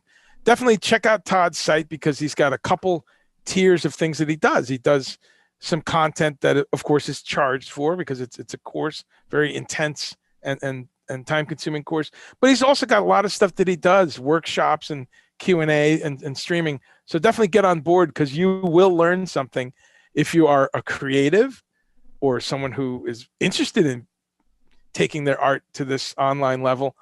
So I think it's fantastic. Um, I want to jump for a second. I want to come back to it, but I want to jump for a second because I know there's a couple people saying, "What about the food?" Todd and Isabella are also avid cooks and supporters of organic food, natural food, supporting the co-ops, things like that. Tell us a little bit. You said you had a meatless lunch today. What did you have again? You Well, yeah, we did have a meatless lunch. I can't say it was certainly can't say it was a vegan one. That's fine. Yeah, But no, we finished up the scalloped potatoes. great. Finished up the scalloped potatoes, and we did a lovely salad with some is it walnuts or pecans on that were chopped up in there, and some shallots and a little feta. Yeah, that was our thing, and breakfast is usually meatless too. But Like farm raised eggs and stuff, and yeah, not no, dead. definitely farm raised eggs. Sometimes it's friendship eggs. I tell you, we get so many friendship eggs. What does It that mean? Like friends who give? just friends who got our neighbor comes over, says, "Yeah, I got too many eggs. Here's some eggs." Isabel's mom brings over eggs from her chickens. Uh, Beautiful. and those things. It's really great. And yes, we have a couple of intense. We've got probably 5 or 6 or 7 or more intense farms in the area. Sure, Some are meat farms, some are vegetable farms. sure, sure. Well, and again, the name of the show is Meatless Monday. Like, so it doesn't have to be Yes, vegan. we have to start somewhere. Exactly. And I really stress, and anyone who comes to the show every week knows this, that one of my, I set the bar with, I'll have Ted Nugent on because Ted Nugent fits into one of the tenets of what I'm always talking about, which is, let's go more plant-based. Let's eat more lower on the food chain. I'll push a little bit on that because we have to eat less meat than we're eating now. And then my second message is, go ahead if you like lamb and chicken and Cornish hens or whatever you want to eat. But please, please, America, I'm speaking to America because I live here, start getting them locally. Start getting them where you can drive to where that cow or that lamb. What you have to try, folks, especially those of you who live a little more rurally, which frankly is the biggest chunk of America. Right. Try having a few chickens in your backyard and friendship eggs. Try growing just cherry tomatoes. Oh my God, they're so easy to grow. If you have any space, you'll have too many cherry tomatoes like in 2 months. So Yeah. if we all did this, if we all just did a tiny, tiny, tiny little bit of things like that, it adds up to taking a bite out of climate change, because then we're stopping this mad agribusiness Yeah. packaged bullshit. And so I applaud you because you're doing exactly. That's why I got excited when I realized that you were available, because you exemplify what I'm really trying to reach out to people, which is to say, hey, it's not about going vegetarian or vegan. Sure, would I love that? Great. But it's not about that. It's about reducing, and it's about qualitarian. I always use that word. I'm a qualitarian. It's about insisting on quality. It's Yeah. about having that feta cheese and knowing, wow, this is Where delicious. it came from. It's hormone free. It came from next door to us in Vermont, a Yeah. little farm. I'm looking at the package. I can call the guy or the gal. Wow, this is where that's what I want to see. Right. And Right. you and Isabel have embraced that for as long as I've known you. Tell me a little bit now that the winter's coming along. You said that there's an organic group buy-in that you do. Tell us about Right. that. Right. Well, I'll tell you. There's a very important musician who's a very dear friend of ours, member of a great band which is now dissolved, and his wife does a group buy here and basically organizes with a bunch of farmers. That's one. We're our dear friends. Also, Sandra works for a food company, like an organic local food company called Marty's Organic, and so we always have food availability around us. The group buy that Corinne does is like everything from nuts to granola to all the foods, you know. Bulk beans and oils and All bulk, yes. All our oil and all that stuff is all in bulk, and we love eating it. Of course, it tastes better. I mean, just duh. We have an apple farm that's a few minutes away, and it's not only is it cider donuts, which I'm just a sucker for, but the apples are like in 7 different varieties, and they're awesome. right. And we also, Kim is a farmer who we actually don't eat meat in our household unless it comes from one of our farmers. That's great. I applaud that. So that's with great respect to all the vegetarians and vegans on here and any place else, and your pet slaughter imitation was just chilling, I got to say. But it brings me awake to the fact of what we do when we eat meat. But man, we try at least to go that way in our current protein consumption, and we eat a lot less meat than we used to. So that's I love it. where we are, Imagine if we could just get more people just saying what you just said, just less, folks, because the numbers are off the chain. And the bummer is this isn't just a philosophical thing. This isn't like, well, Andre, you may think so. This is math. We need to, I tell people that don't understand this area to just Google the words hog farm effluent. And when you see how many places in America where hog farms, which is one of the main, pork is massive in America, we cannot figure out what to do with the waste of hogs. These are Olympic-sized swimming pools of hog waste.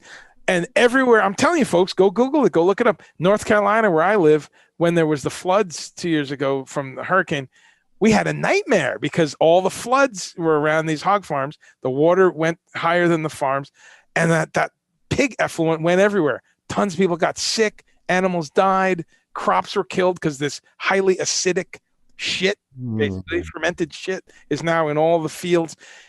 This stuff happens all around. And again, if we just reduce our demand for it, and if we're going to eat pork, then let's get it right from a farm. Yes, it's going to cost more, but that's reality.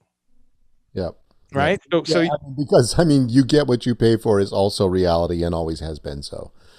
And tastes better. Like you said, if that's what you eat, you notice that the flavor and the freshness is better, right? So it's so much. It is such a difference. It is a difference. And of course, we don't eat out anymore. I don't know if anybody else is. It's huge. I know. I want to hear some of your thoughts on how your life has changed on COVID, but you just remind me there with the restaurants. I love reading about food industry news and kind of purchases and mergers and what's happening on a big level with food distribution.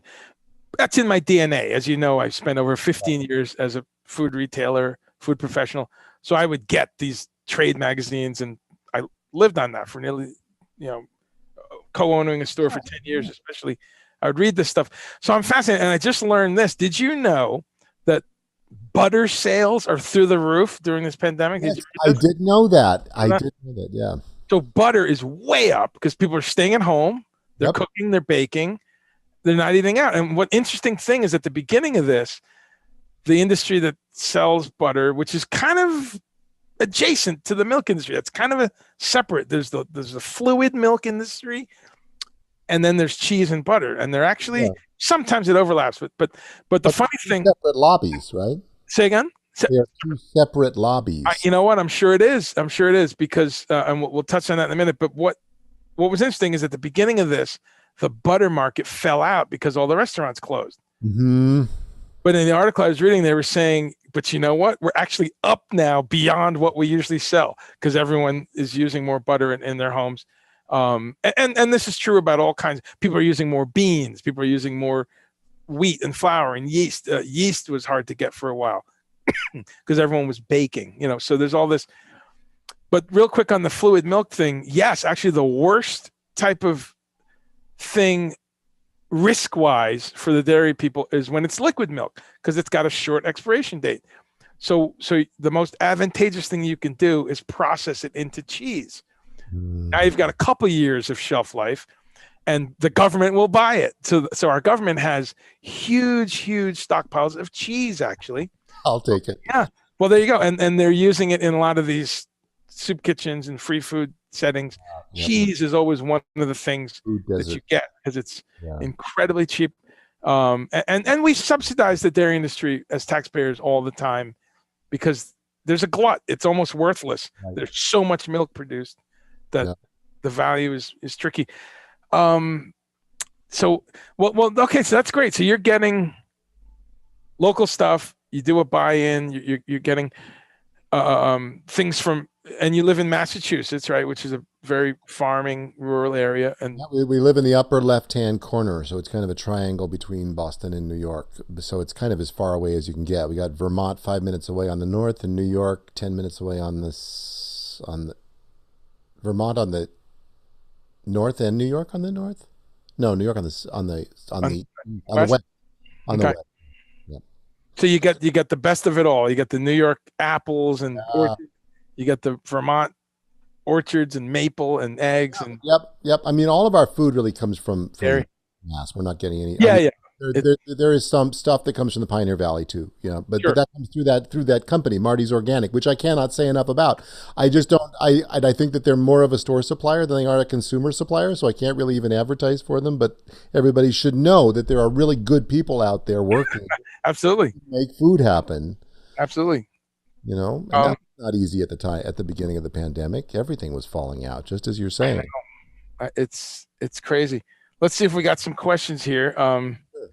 Let's see. Oh, great. Amplify This is up there. Thank you, Isabel. Working on some pages. Here's the Eventbrite. Okay, great. And I encourage some friends to look at that. Frank Bellina, this overlaps with some stuff we've been talking about. So please check that out, Frank. And Frank Bellina is a dear friend of mine, Todd, who's a recording engineer, a front of house guy. He's a musician. Yep. And deep thinker. You'd love Frank if we were all. Well, I already do. Frank joined us on our last live stream we did over on my page. Frank was. So you know the name, yeah. So he's great, and I know he just bought a synthesizer, but I think he would dig checking your site out. Okay, so Level Up is free. Okay, that's awesome. Think Tanks will be free. Okay, that's great. And eating and growing your own food, absolutely. Yep. Okay, no need to stream to LinkedIn, says Raymond, but it's good for business networking. Blah blah blah. Okay, great. See you guys be in touch. Qualitarian, exactly. Guy Samuel, what's up? Just not eating cows, we can eliminate a huge source of pollution and health problems. The fat from cows is the worst thing for your body. Yes, it is. Kurt, what's up, cuz? And there's Daniel Gibson. Hey, what's up, bro? I also want to say Guy Samuel Newton, another dear friend of mine, and Todd. I'd love you to friend Guy. Here's why, because I always talk about you coming down to Asheville one of these days. We know it's next year. So Guy is part of imavl.com, which is a company that webcasts shows from about 20 different venues. Friend Guy, here's why, because I always talk about you coming down. Sorry about that. Oh, that's from your side. Yeah. So, and Guy, I'm probably shooting short, right? Are you guys in 40 venues at this point? I don't know. So Todd, they have cameras that are permanently set up in all these venues, and they webcast shows from their website. So if you go to, I'm sure there's so much I could learn from Guy. I'll tell you. I know, right? So definitely be in touch. He is amazing and just a super positive guy. I run into him at different shows or around town. Excellent. But they have two levels of stuff they do. They do these webcasts from different venues, and it's always a 2 or 3 camera shoot. And it's iamavl.com. I'll put it up. So they do that, and all the shows are archived, and I've played many shows where I've come home and said, "Oh, hey, was this on I Am Asheville?" And sure enough, I can watch the show later. But they also do a lot of stuff in a studio setting, a lot of interviews, a lot of programs, and I did a few things for them, which sadly we just all got real busy. It was really me because I go on tour so much. But I did a series of interviews with them called Brainstorm. You might remember I interviewed Malcolm Cecil and Keith Emerson and Robert Gordon from Gil Scott-Heron, and I interviewed a bunch of people, and those are up on YouTube. But that's all part of Guy and his partners over at IMAVL. Josh Blake and all the guys there. So yeah, definitely, check out his world, and Guy, definitely check out what Todd's doing, because it's all about this same thing. What do we do as artists moving forward Hmm. with this new technology? And what's interesting, though, is even without COVID, let's say we snapped our fingers and it's gone on January 1st, this is still really valuable shit to be learning. Oh yeah. Oh That, yeah. you know, and you know that more than anyone. This is Well, I mean, I'm not sure more than anyone. I look oh, around me and it's like everybody's got their new coaching program. Everybody's live streaming. Everybody's doing this, doing that. But I will say this, that when this started, I was not doing that. And one of the first things I'm always going to remember this fondly, because it's like I was a little baby with no pants on. It was I was just sitting there saying to Isabel, I don't know what to do. I mean, I don't look in a camera lens. That's awkward. And how do I even compute this? And I've never gone Facebook Live. I've never gone live at all. And in fact, I don't have a YouTube channel for a reason, because I'm uncomfortable doing it. right. And I actually had a meeting with a coach of mine. I think every musician should have a therapist and a coach. I like But I had a meeting with my coach, and one of the first things he did on our first meeting, he's like, there's that TEDx talk that you did, right? That you mentioned. I'm like, yeah, I never watch it. I can't even deal with myself. Oh, you did a TED talk? Yeah, Okay. it's out there. You can find it. It's you just search TEDx possibility. Anyway, it was an interesting situation, because I was invited to be a musician on a day of on a TEDx day in New Jersey, and by my friend who runs the New York Guitar Festival, David Spellman, incredible guy, and curator and everything. So anyway, I was invited, and then I got there, and there was kind of no MC. Okay. We were like, well, somebody's got to MC this thing, and you all want to MC. And so I basically did 4 mini TED Talks, like for 8 minutes apiece, and played, and introduced like every word, every, section of the day. So anyway, my coach said to me, it's like, I think you really need to watch those things and be gently critical. Figure out how you sucked. You think you sucked so bad? Figure out how you sucked and maybe learn from it, instead of like, closing your eyes and looking away.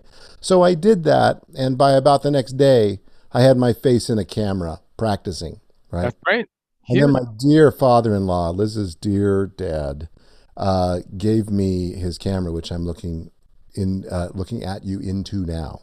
That's right. And it's been love at first shutter ever since. It's I great. got comfortable with it. I got comfortable with it, and Sure. I connected more to you, and I've connected a lot more to just like random people. So it has created, the internet is your stage That's now. it. And again, for some of us, we've all done some webcasting and things in the past. Now it's all we have. But no, that's a great description. And it's been great to watch that evolution for you and watch it kind of go up. And in my raving about AMAVL there, which I put up, also a shout out to Scott Reese, who's the other guy with Josh Blake, the guys involved with Guy. But yeah, these new stages. Sabina says, good point about specializing in online therapy. Yeah, Sabina, you should. Amen. Um, let's see. Okay, yeah, that's great. I'm trying to try harder to keep up on questions, because I often uh, uh, miss people, miss questions, and I see them later on. Um, I just wanted to say too, the other day Robin, I'm so glad she found it and she put it on our schedule, but we watched Patti Smith perform the other. Oh man, that was so amazing. Thank you for broadcasting that. Oh yes, that's right. Put a few minutes up on here, but we watched it, and what was remarkable was, and I love Patti and seen her many times in the last, geez, almost 30 years of going to see her. And her bass player is a dear friend of mine, Tony Shanahan. He's a He's dear from, friend of mine too. oh, Tony, small world. Holy shit. Yeah, he's from, then, where I spent many years, New Brunswick, New Jersey. That was his running grounds for a while, and he still lives right around there. and he was in a lot of bands in New Brunswick. But love that band and see them live. I What's should, I different? should, I should correct myself about Tony though before we go any further. Sure. He's not a dear friend of mine. I wish he were a dearer friend of mine. That Tony was a bass player in a band that one of my first rock and roll bands ever, Wow. Jim Mastro's Health and Happiness Show. Oh yeah, you were in that. Right, and so I saw a lot of Tony for a Yeah. number of years, and Tony was one of my favorite folks, and Okay. he's such a sweet, wonderful person. I haven't seen him for all this time, Okay. sadly. That that So he's a friend of mine, but not necessarily a dear friend of mine. I wish, but well, yeah. Well, sounds like he's a dear friend. You just haven't seen him in a couple of decades. This is great exactly. though, because I'll we were in touch Shout out. on Saturday during the show, and I'll point out that I know you. But here's my point. There is that I've seen Patty do a few things under this coronavirus time. Usually, it's her with her phone. She'll read a poem. She'll read something out of one of her wonderful books. Once or twice, it's her with an acoustic. There's a great shot from about 2 weeks ago. She's on the street in New York, and everyone's got masks. Man, she's just the punk godmother, man. But there she is in combat boots on the street with a guitar, and Lenny Kaye is next to her, which is Yep. a guitar. Lenny stayed with her forever, right? Absolutely, back Lenny to the and beginning. Tony. Yeah. But the cool thing, but this was also somebody with a phone, and it was kind of, now those are all cool and those are nice. They sounded okay. What was really remarkable about Saturday, and it's this moment that I want to return to a little bit of what you're doing, is that you could see someone in their organization had this conversation and kind of said, Patty, I'm guessing here, but you could tell, and I've had this conversation now with a number of artists that I work with and internally, and I'm sure it went something like, Patty, we've been doing these things. We've done a few with your iPad, with your cell phone. We got these cameras. Remember you bought 4 GoPros for that tour? They're sitting in the box. We got this, your daughter has this beautiful Canon. That's the thing. Sitting around, any of us that are creatives at a medium level, certainly on a higher level, have the equipment already. Right. So I'm sure someone said, you know what, let's put this together. Let's go into your studio room here where there's a piano, some microphones, a couple beautiful guitars, a Wurlitzer piano, and a mixing desk. And let's just set it up. Let's get Ecamm or OBS or any of these things, free or cheap. Let's get it all set up. Let's sound check it. Let's go through figure out one of the 10 different platforms. I forget the one they used. It was called, I'll remember in a minute. You do these platforms where people have to buy a ticket and then they watch it. The end result, we watched this on our TV. It was stunning. It was DVD quality. The camera quality was great. It was grainy when you wanted it to be grainy. I mean, there's an aesthetic there. Right? There is indeed. Yeah, I love black and white. I love grainy, out of focus shit. I'm a independent film fanatic. So you have a hot, clear HD shot, but you also have some weirdo shots. But they had multicam. They had incredible sound. I mean, it just sounded great. Yeah, it sounded amazing. I was so, and I mean, how were you capturing that? Were you just capturing that with your phone? Well, that's what I was going to say. You're listening to how great it sounded past then through a phone. So that's truly a testament. You can imagine if you had the TV plugged into your home stereo. So we are there, folks. Yeah. We're there. We're artists like that. And an artist like Patty is kind of perfect for this example, because here you have someone with hundreds of thousands of fans around planet Earth. Yep. Here you have someone she's either 70 or 69 years old. She's probably not going to tour crazy like she used to ever again. She's going to keep doing shows, but it begs the question of like, okay, here's someone who could do something like this twice a month and get tens of thousands of people around the world. Yep. To pop in for $10 a piece. Exactly. So there's a huge different business model now, which cuts the record companies out. It cuts Live Nation out. It cuts, I think it's heavenly. Yeah. Well, there's a lot of that. There's a lot of that. Their friend of ours really, really likes to say, and she is a business coach in her own right, and a really, really good one.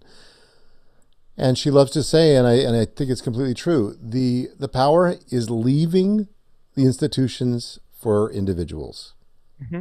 Yeah, Given that that's the case, and this is true with the food too, that's right. lots of people. There's a New York exodus. It's kind of a profound New York exodus, and a lot of people have moved up. My friend, another composer and instrument creator, programmer, electronic musician, amazing person named Terry Dame, just a phenomenal artist. She started her own YouTube channel. She moved up, and she started homesteading. So it's a thing. It's a thing. And I think if there, I mean, I'm one of those people with great gravity, recognizing that so many of my colleagues aren't working. The entire community of those who are not provided for in healthcare in our country being very hurt by COVID, and all of the death and destruction that has gone on from the lack of a national response.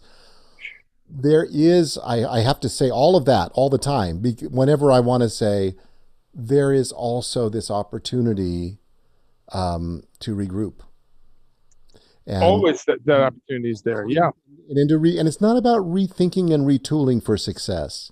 I think it's more about rethinking and retooling for satisfaction, contentment, contribution, and connection.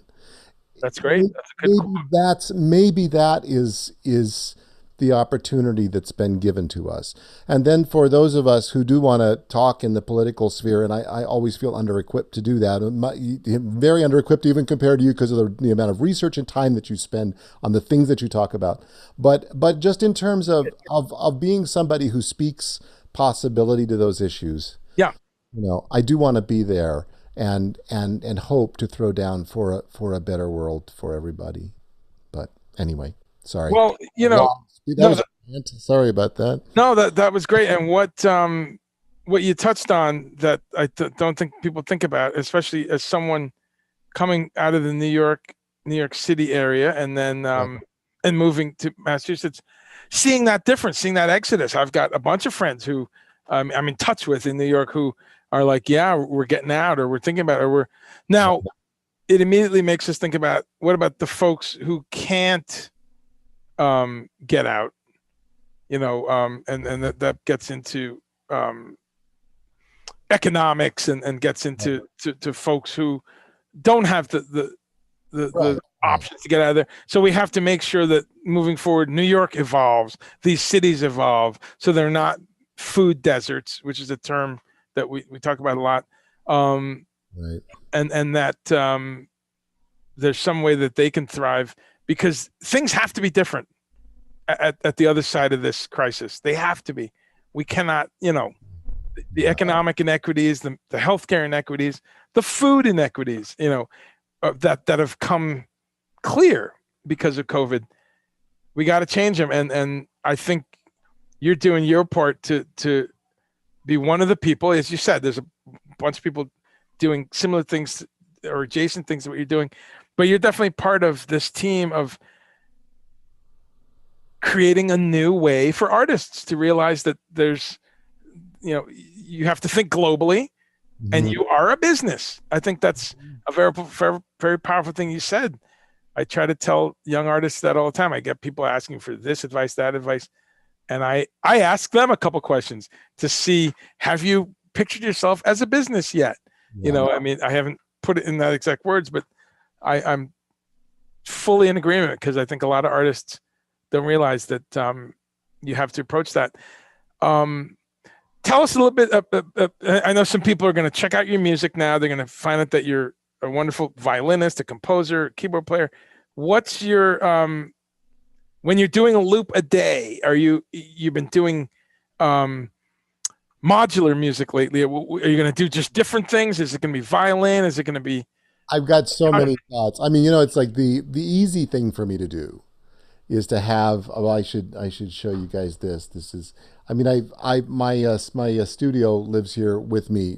Kind of wherever.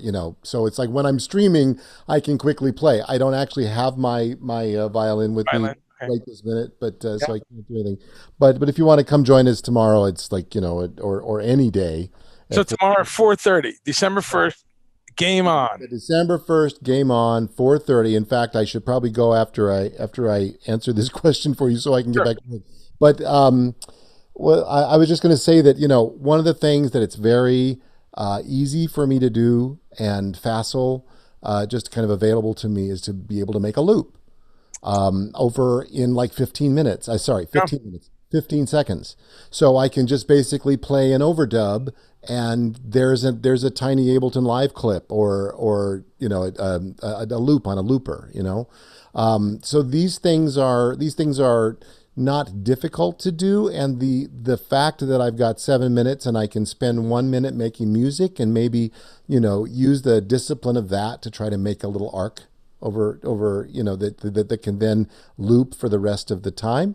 Right. That's kind of what it's like. But then again, I've also got over here, you might be able to see, I'm not sure, can you see the Oberheim Echoplexy there? Oh man, there it is. The Yeah, white one, right, with the green right. light.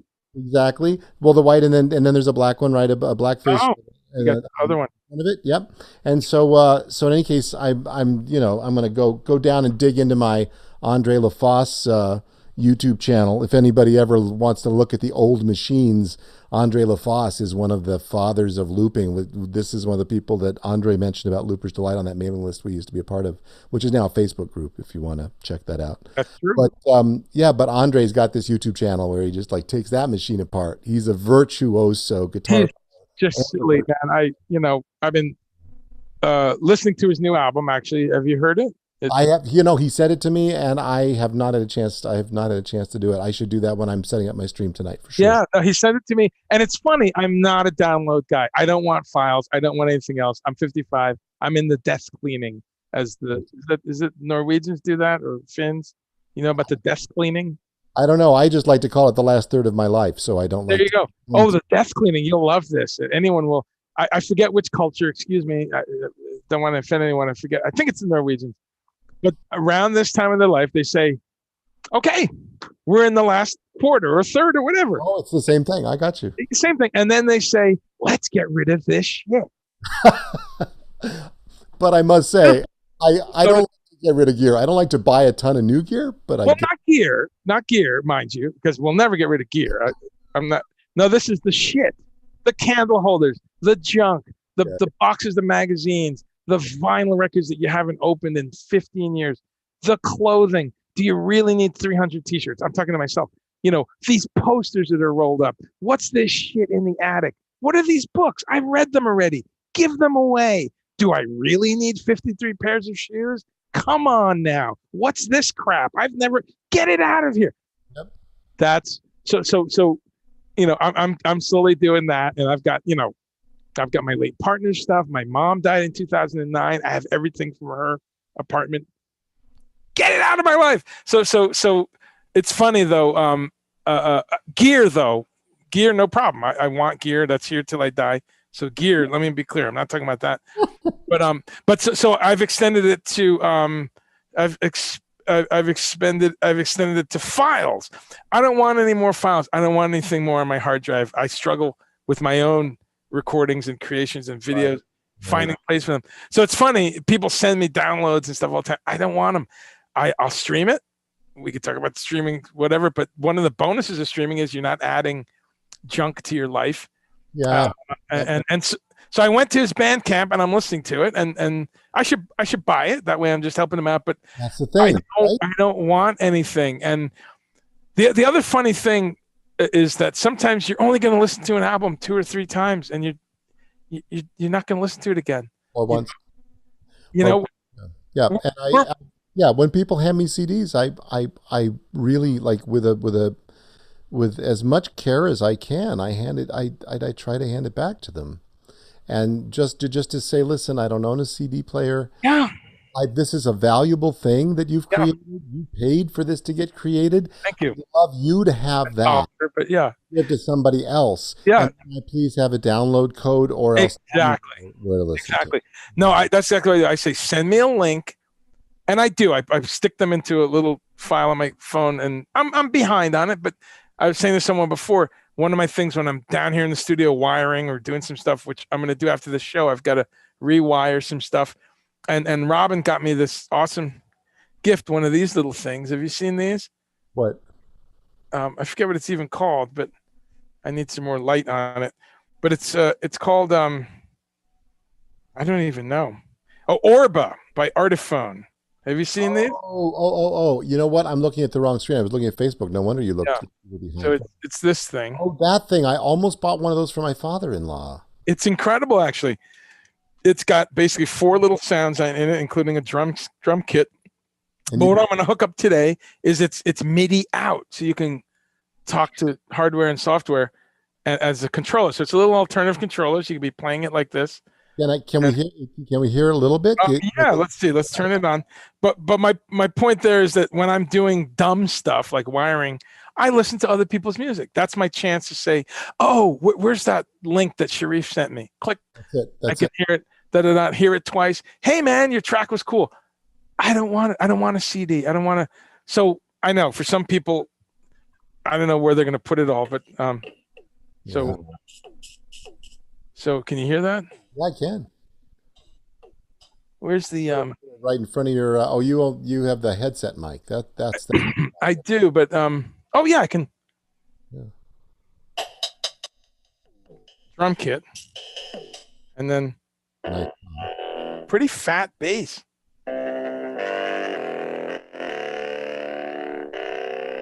That's fun. A little kind of a Juno-y electronica chord thing. So it's got a little percussive.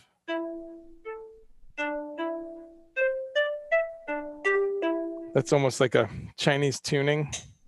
So, it's got a couple sounds in it. I'm just figuring it out. And I'm so new to it that I couldn't even do a loop. But you got it. But it's got a looper in it. That's the beautiful part. So you can do a little quantized, a little fixed length streaming. I'd be sorry, fixed length file creation. I got streaming on the brain.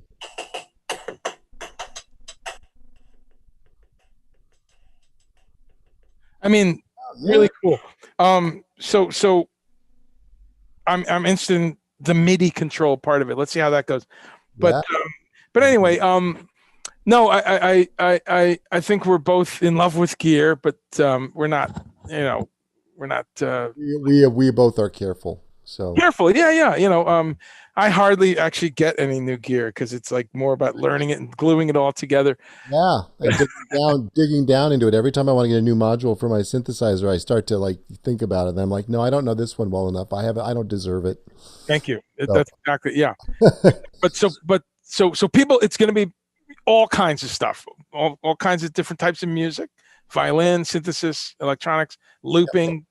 Yep. And it starts tomorrow, December 1st at 4:30. 4:30, and I cannot thank you enough for introducing me to your audience here. Everybody, it's really lovely to meet you, whether I get to meet you now or after this stream is done. But nice to talk with you all, Ray and Frank and Sabina, all you folks. It was really lovely to meet you. And Andre, thanks, man. That was absolutely. I'll see you then at 4:30 tomorrow. Yeah, I teach at noon, so I'll be able to do this for sure. And where at 4:30? On your YouTube or it'll be YouTube. It will be Facebook right here on the profile page. Probably on my music page. We're trying to figure out how to exactly do that. On Twitch, where the real experiences is on where the high fidelity audio and video is on Twitch, of course. It'll all be restreamed, and I collect the comments through a wonderful software I use called Ecamm Live, so I can actually interact with people and engage for a couple of minutes. But I'm going to stay hard. I'm going to stay hard and fast. I'm going to explore discipline through the term of 7 minutes. I love it. We'll see what I can do. People are talking about talking about Tony Shanahan, right? He was in Slaves of New Brunswick and the Glenn Burtnick stuff. Yeah. Although the new term is probably enslaved people of New Brunswick, because you shouldn't say slaves anymore. Yep. Did you catch that one time? We've talked about that, right? We talked about that. I mean, I would love to say to everybody else what I said to you and see what everybody else thinks. What's that? before I leave. Oh, and Guy, I didn't get to say hi goodbye to Guy. Anyway, yeah, we were just talking about slaves and like plurals and labels. Right.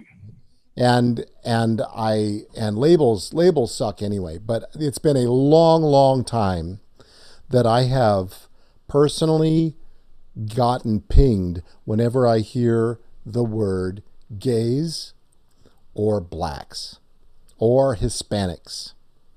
And it's just and the reason it pings me so hard is that it's kind of one. I mean, the categorization and the labeling that we do as humans to put people into groups and the bad things that happen when you do that, it's a kind of a weird thing anyway.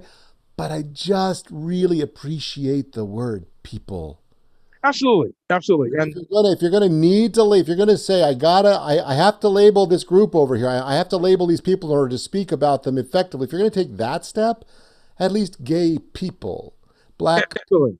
Hispanic people. Absolutely. No, I concur. And I wish we had a country where none of it mattered, of course.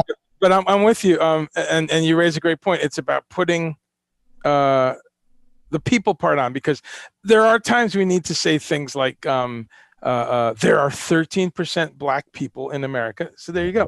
Yep. However, we are 5 or 6 times that percentage in prisons. Let's So once again, let's use the word people when we're talking. Yeah.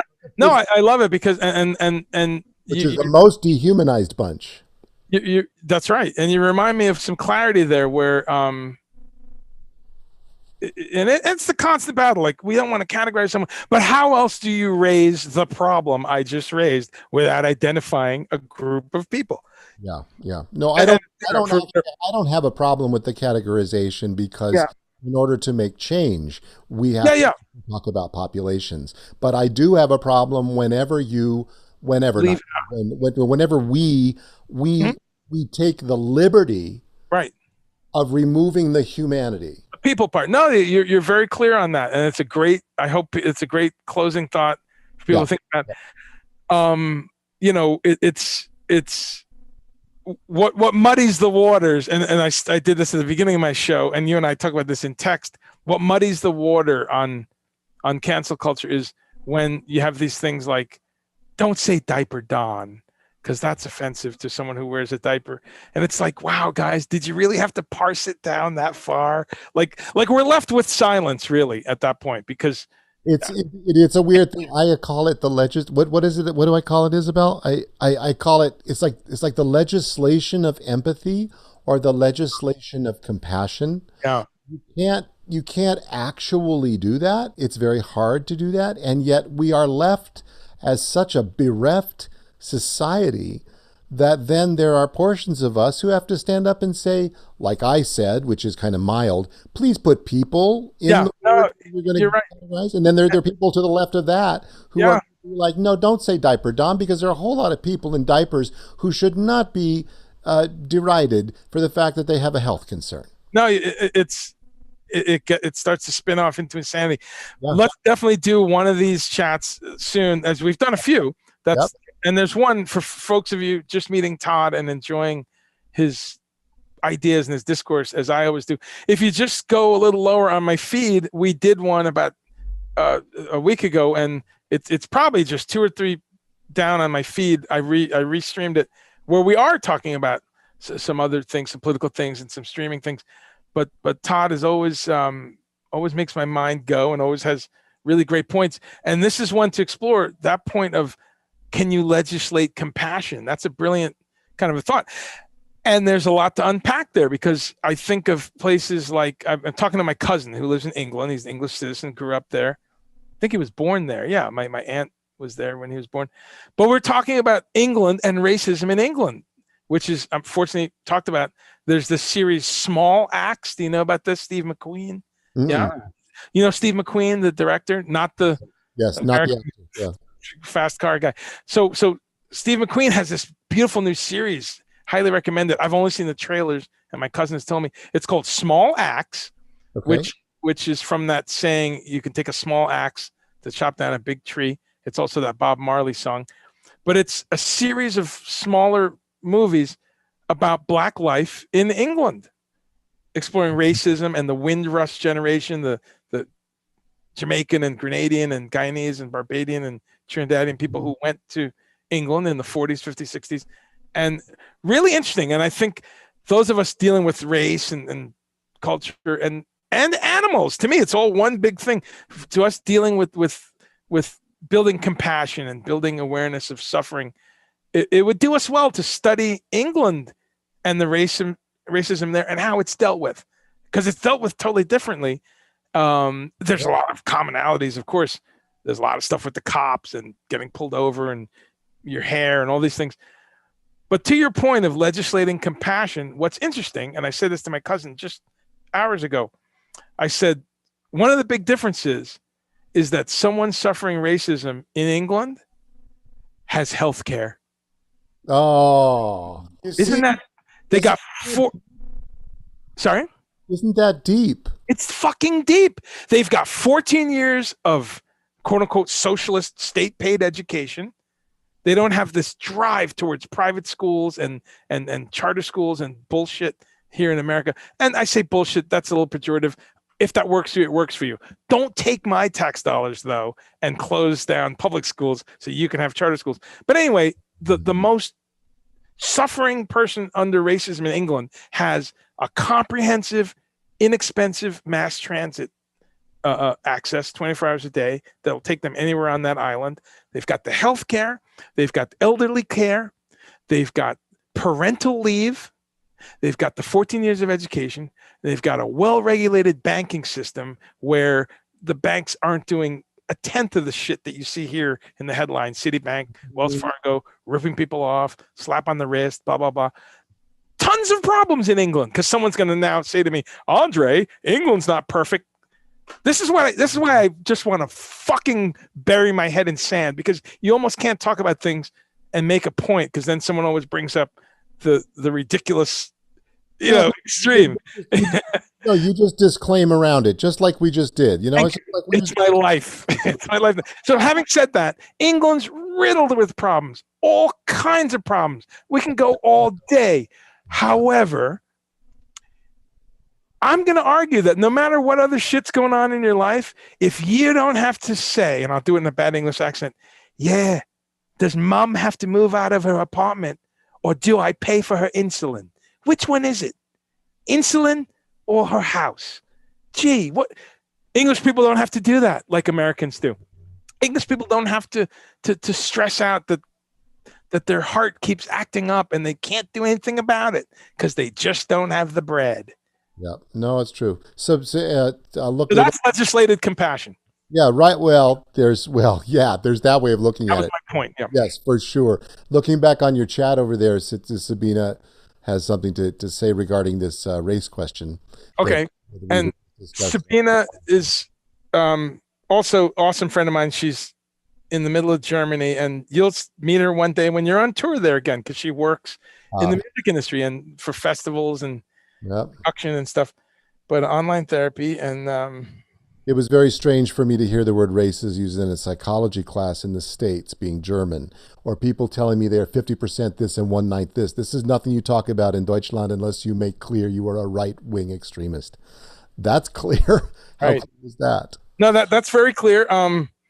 It's a great point. And again, it depends who's saying it. That's the other thing. That's why I came up with that example of, if you have to talk about black people in jail, what do you say? No, brilliant point, Sabina. I'll counter, though, that Germany, while pretty diverse, especially Berlin, Hamburg, and Cologne, and I've been to all these cities, much more homogenous than America. So to be fair, in Germany, oftentimes it's a population that's way more homogenous than in the States. But you raise a great point, because in Berlin, for instance, where when I'm in Berlin, I see Japanese, I see Turkish people, I see Jamaicans, I see guys with dreadlocks, white, Black, Indian. You're right, Sabina. In those diverse areas like Berlin, you don't get that feeling of people like, hey, you look mixed. What percentage are you of this or that? So you're totally correct. But and of course, Germany. I'm always very humbled. I'm always very humbled by Germany because of how they, as a national people, as a nation, Yeah. have dealt with something that happened that is not, we have our own genocide. We have our own persistent original sin that is much older than World War II. And, 4 or 5 of them. Yeah. and we can't even Can't even talk about it. well, not only that, it's rising up around us, and we elected a guy to enable it. Rising around us. Yes. No, it's true, man. And we've had 400 years of what's happened to African descent people. Yeah, exactly. The 400 at least years of what's happened to tribal people, Yes, Native people. And then you could just go down the line. The Japanese. I mean, George Takai, he's right. still alive. He was in a concentration camp. George Takai. And I emphasize this just to say it's not that far away. The man is in his 70s or 80s. Yep. The Chinese who built those railroads. Yep. Then there was the Chinese Exclusion Act, which shut them out. Very, very interesting, though. I just saw something on Sunday morning about this. I didn't know this, or I forgot. There was a clause in the Chinese Exclusion Act. Did you know this? And it said, however, if you own a business, a store, or you're in the food industry, then you can come in. Did you know that? No. Yes, isn't that amazing? So that explains something right there. Tons of Chinese just said, yes, I have a restaurant. I think I did recognize that, and I think there's also something that is akin to that in Canada. Probably. They're just as racist sometimes. Indians, because when up in Canada, there's a lot of people in the service industry, and yeah. It's all. I mean, I am not going to descend into a race conversation, because then I will literally never leave you. And yeah. Because that's it's ascending, actually, because exactly right. It's our higher purpose to solve this. No, you're. Thank you for the correction. Let's leave it on that. But yeah, I'm being bad. I'm drawing you in. I know you got to go. Hey, let's do this again. I appreciate you can just hang up when we say goodbye. I appreciate my my amazing friends who have embraced a great thinker, a great artist, a great friend of mine. Please check his stuff out. Start out at toddreynolds.com and go out from there. And most of all, go listen to some of his music. I mean, this is all talk, but some of the just beautiful music that I still listen to. Todd's music is some of that music that I go back to, and I've got CDs from back in the day, and I've got his streaming. But really, some beautiful stuff. Go check him out, and we'll see him here next time. Thank you, Andre. Great to meet you, everybody. Ciao. See you soon, man. So there we have Todd Reynolds. Wow, this is fun, folks. Look at so many amazing people here. Let me go back to some comments. Carl Mullen, what's up, buddy? That was so great seeing your name the other day, and seeing it now.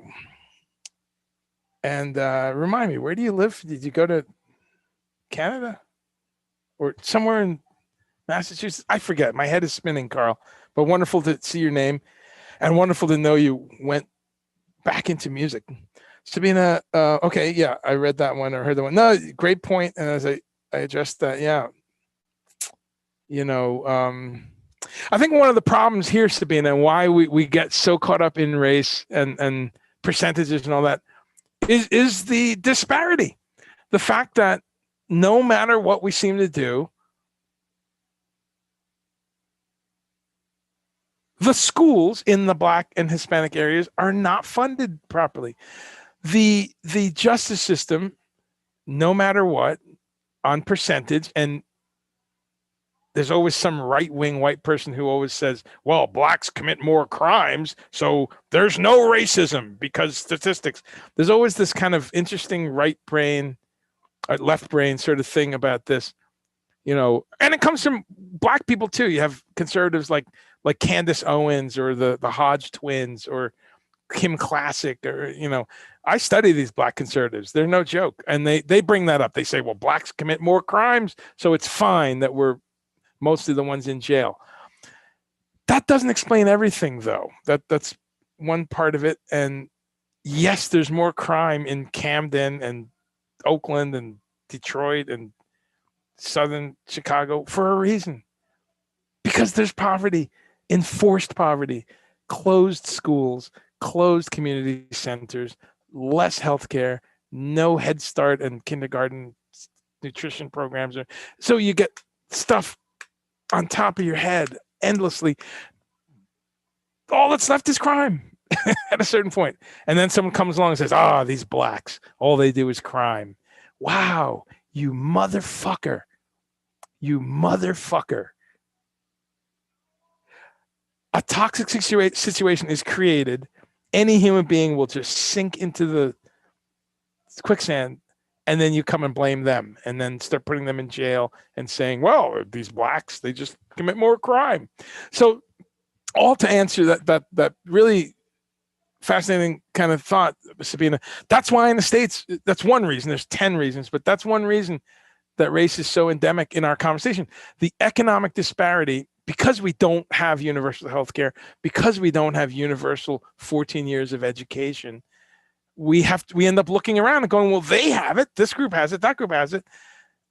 And unfortunately, a lot of white, conservative, rural people have been fooled to think that they're not getting screwed. That's the funny part about it. You go to these states like, I don't know, most of Indiana, most of Illinois, and rural Ohio and Missouri and Alabama, Mississippi, the Carolinas, where I live. Not so much North Carolina, where actually the big centers in North Carolina are education and university towns and things like that.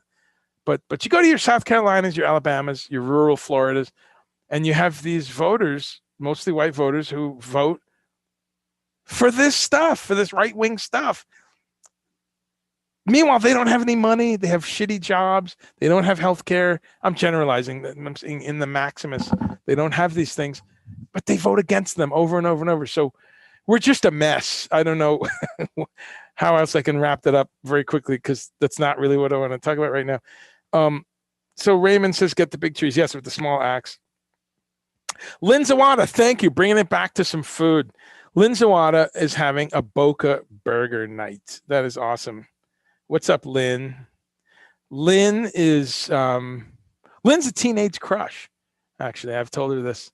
I was maybe 15 or something. She was the cutest girl in school. And right at my bus stop, I think you lived right across from the bus stop in the woods there. You had, what a great house your family had. You had like a pine forest or something around that. You would just disappear into the pine trees to your place. But we've been friends for 40 years. It's great to hear from you, and so great that you're using or having the Boca burgers. Are they from Boca Raton? I don't know. That's like a Florida thing.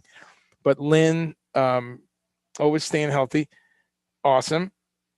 And Boca burgers, that was also in a time we're in now where there's, what is it called?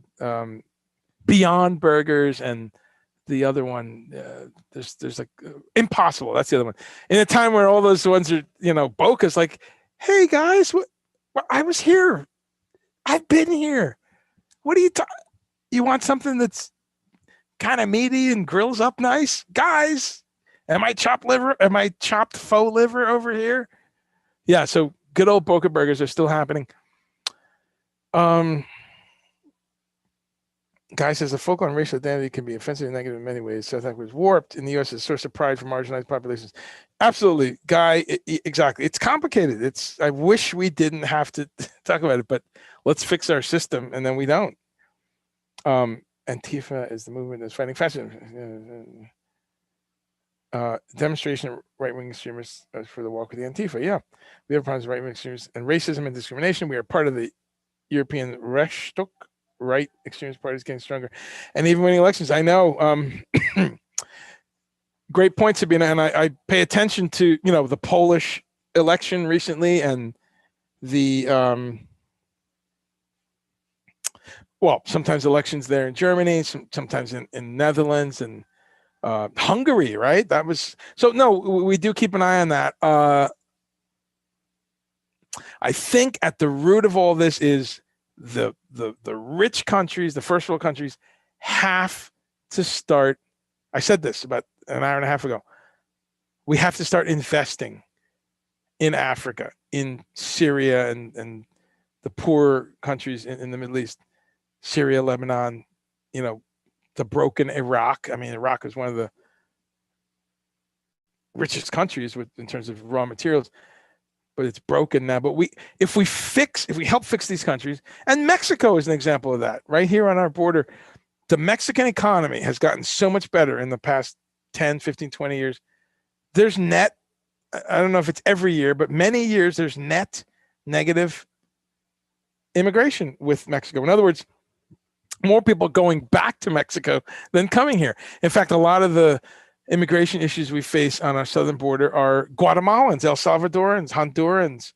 I'm not sure how many Costa Ricans, because I hear that's paradise, but I don't know. The Costa Ricans split from Costa Rica, Panamanians. So I think that's one of the things, just talking about this right-wing shit in Europe, I think one of the things is it's driven by this immigration discussion. And I think a lot of people don't want to be flooding into these cities. They'd rather be at home in beautiful Morocco or incredible Syria, but they're being bombed to death and exodus and leaving. And so they end up in these European cities, and then the stress happens. So it all comes down to these first world countries need to stop buying fucking tanks and weaponry. Indeed, Raymond. Thank you, Todd. And Carl's up the road from Tom. Okay. From Todd, you mean, right? Okay. I think I remember that. Sabina, my new career as a matchmaker. That's great. I do understand it now, but Germans learned that it's just in World War II, Jews got found by reconstructing how much percentage they're just. Yeah, no, you're right. I hear you, Sabina. So that's a painful. Yeah, that's a really good point, because you know how badly that can go. Like looking at, and we have some of that in America. I don't know how much you know about enslaved Black people in this country. I'm sure you know a lot because you're not an American, so you probably had this in school. But on top of watching some movies and things. But I think you know about this one drop rule, where you were considered Black if there was one drop of Black blood. So people who were 1/16th Black, let's say in New Orleans or the Carolinas or Virginia or anywhere in the Deep South, Georgia, Florida,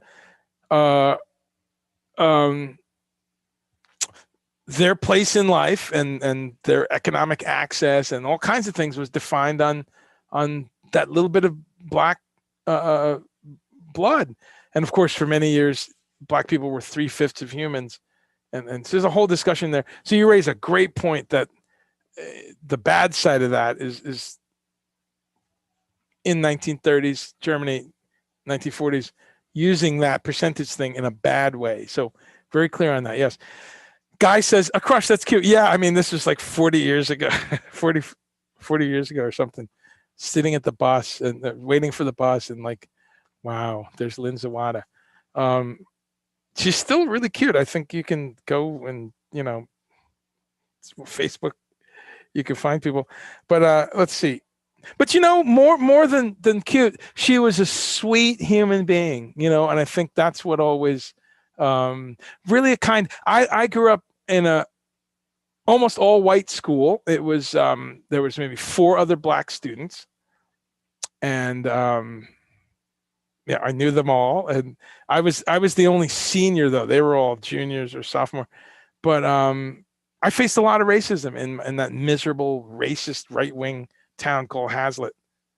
So there's about 10 people that I really cherish in my memory that really were kind to me and, invited me to their homes and kind of stuff that kids do that's normal. But I didn't realize till later in life that the other people were not inviting me and didn't want me in their homes, or if I ever had the occasion to be with them. I'd stay outside and wait here because they had a racist dad.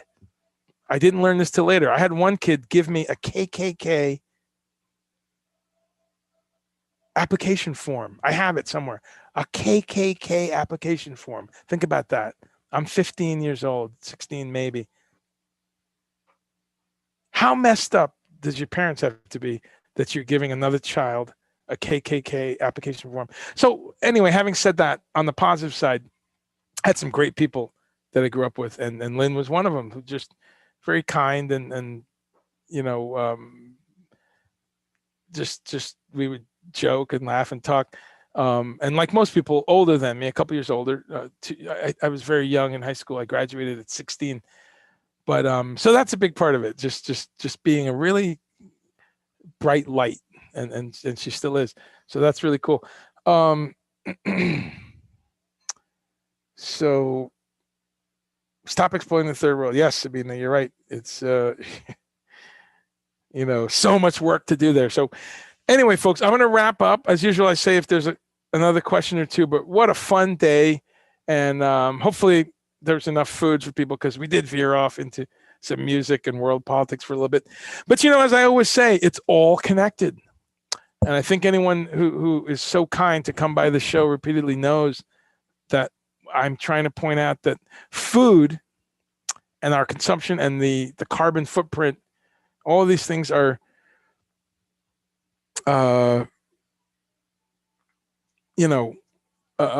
one big piece. We really got to look at our consumption, and it can start with your 3 meals a day or whatever you have, thinking about it and just saying, where did this come from? And that doesn't matter. It might be the most organic, vegan, blah, blah, blah. Doesn't matter. Look at it and say, did I really need to buy this? Look at the packaging. This came from Vancouver. Couldn't I have gotten the same thing with a local brand, a local company? Could I make it myself from scratch? Just kind of, that's my only message. Just start asking those questions. And if you can't, you can't. If it's some unique thing, then, hey, enjoy your life. We have, we live in a consumer capitalist society. But I think 7 out of 10 times thinking about it, you will go, yeah, you know what? I could actually make lentil soup from scratch. It's actually pretty easy. And I remember I did it 10 years ago and it was delicious. Why don't I do that again? Or whatever. I'm just making up examples. So I think we touched on those important points today. Supporting local food, supporting organic food, growing your own food if you can. I mean, not everyone. Some people live in an apartment and it's limited space. Even that, though, I have friends in apartments that they have a little windowsill with 3 or 4 cherry tomato plants or some basil and thyme and herbs. Any little bit you can do brings plants into your life, brings plant-based food into your life, and has you thinking a little bit about where the food comes from and what we can do. So we did touch base on some of that. I wanted to make sure, as I did today, to just extend that period of gratitude, which is all I take from this American Thanksgiving. Don't get me started on all the other stuff and the smallpox blankets and all the other bullshit. But again, I always look for that silver lining, and that's the silver lining. Giving thanks. I'm very thankful to be in a home with a roof. It's not leaking, knock on wood. We have food. We have our health. Wow, that is profound right now, folks. There are people getting evicted, people living in their cars for months now. People have had to sell it all, live in their van. This was in April and May already. So giving thanks for all y'all. Giving thanks that you stop by here and you give me a little bit of your time on a Monday. These Mondays are a little oasis to just talk about some different stuff, talk about food, talk about recipes. Yes, it veers into other things, but it has to. It's all connected. But by and large, it's been a great therapeutic way to look at what we all just lived through the past 2 months. It's now tomorrow a month since the election, and we have a president who still just won't admit he lost. But think about how, excuse me, how therapeutic. I know it has for me. Hopefully for some of you, how therapeutic it's been to come and hang out on a Monday all through August, September, October, right? When that shit was just, I loved having the chance to just take 2 hours um and not talk about that stuff, man. It really helps. It really helped because sure, you go back to it the next day and you're going to hear these news items, but really, this has been fantastic. So I give thanks to you for giving me a reason to do this. I mean, it's really fantastic that you folks stop in and uh and to see 36 people hanging in and chatting is really great. So I'm going to wrap up. I always wrap up with a couple questions if there's any vegan cookies recipes for Christmas. Okay. Yeah, that's easy, Sabina. You know, I'm going to have Laura Darty on one more time before the end of the year. Laura Darty, remember she was on a couple months ago, the master chef, works in New York, works in all these great restaurants. So you know what? Let me make a note of, we'll make the show a cookie focus because she was going to come on and just talk about holiday cooking in general. So we'll do that. We'll have vegan cookies next week, but I'll see if I can have a link or two before that. Ryan Walsh, what's up, buddy? Was just talking about you to Candy. Good to see you. I'm glad you're here today, though. Raymond, Guy, much love back to you. So folks, yeah, if there's one or two more questions, I'm going to sign off in 3 minutes, but one more chance to maybe make a comment or suggest something for another show. Next week, I've got the chef and creative food genius. I think she's an incredibly creative, what would be the word? Artist. Yes, food artist. Hayat Boras, who is a new friend of ours. She runs the Sunflower Cafe over here in Nashville. So she's going to be on talking about plant-based food, talking about the Sunflower Cafe, how it came about. So for those of you in Nashville, it's something you can actually get to. And for the rest of you, it's someone you can lodge some questions at about plant-based cooking and ideas and things like that. So that's next week. And then, as I said, Laura in a couple weeks. Let's see, how many weeks? This is the first tomorrow. So I got about 3 weeks before the actual holidays. And she's going to come on and talk about holiday meals and vegan and plant-based ideas. And once again, though, we really shouldn't be traveling, should we, right? We should figure out how to do this safely. It sucks. No one likes it. Someone said to me the other day, I'm not okay with this. I was like, okay, but no one is. I mean, I'm not okay with a lot of stuff, and it's going to keep happening. So I get it, though. I'm compassionate about that. If it's been a tough holiday for people, hang in there. My heart goes out to you. Just keep digging deep and keep thinking about our ancestors who all put up with a lot more shit than we did without being able to order from Amazon. So, you know, I know that may sound flippant for some people, but there's a reality, you know. My 93-year-old great aunt, I was talking to her and she was talking about World War II, and they had to do without. You'd get a notice on the radio, which is all you had, actually contacting the outside world, your little radio. You'd get a message that starting Monday, there's an oil shortage, and not, you know, like cooking oil. You know, you'd hear that. So you'd go buy a little bit more. There's lines at the store, and then you knew there's not going to be oil for a month, or rubber, or paper, or beef, or certain type of beans, or whatever it is. But World War II, people still alive from there know that sometimes you sacrifice, and sometimes it's for months and years.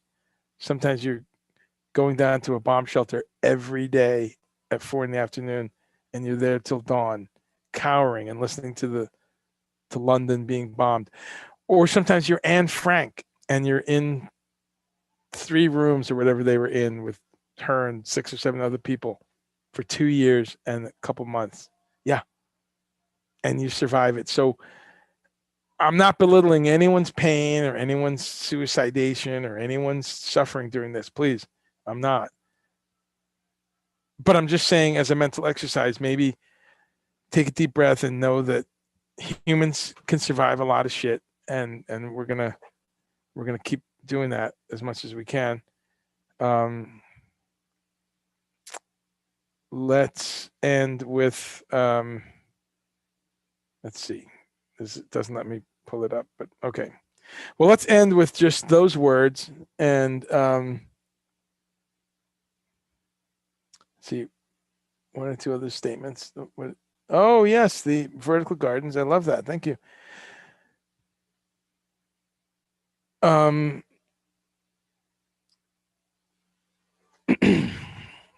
thank you, Raymond. My Venmo is just my name, Andre.Chumley.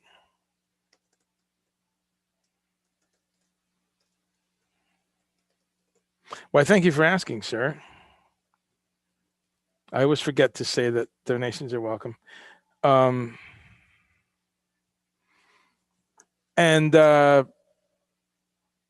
Guy, yeah, man, you we're kindred spirits on so many things, but that's another one, right, bro? The like I said, and thank you for hearing exactly what I said. One of my pet peeves is people who don't listen to your comments, right? And then they go off. You heard exactly what I said, which is I don't have a problem with the charter schools per se. I have a problem taking my money and converting it to these charter schools. Exactly. You know, until we have universal public schools that work really well, stop taking our money. So California is I didn't realize this. California is got a real problem with that, which is a surprise to me. But yeah, well, thank you, Raymond. That's exactly correct. I'm just checking here. Oh, you know what? I'm sorry. It's Andre-Chumley. My bad. There's a dash. I knew that sounded weird. Okay.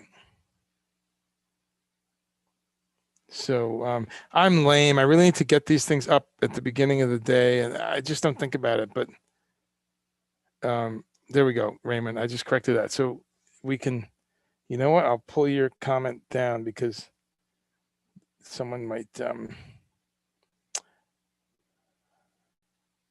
Okay, great. Well, thank you, folks, and thank you for that vertical kitchen thing, Sabina, because we've talked about that. You know, there's these little I get on my feed because I'm always searching for veg stuff, so your feed gets multiplied. That's where the algorithms work well. But I've been getting these ads for these little sprouting, you know, about this big, a foot by a foot sprouting things that you put on your kitchen table and grow your own sprouts. I love it. I love sprouts. So I thought, you know, that would be great. But I will check out the indoor gardening. Wow. Okay. Yeah, plastic, but you will use it over and over. Yeah, that's great. All right. So I think I cut all the goodbye comments. Awesome. Thank you so much, folks. We are going into the music part of our day. Maybe the Jägermeister part of our day.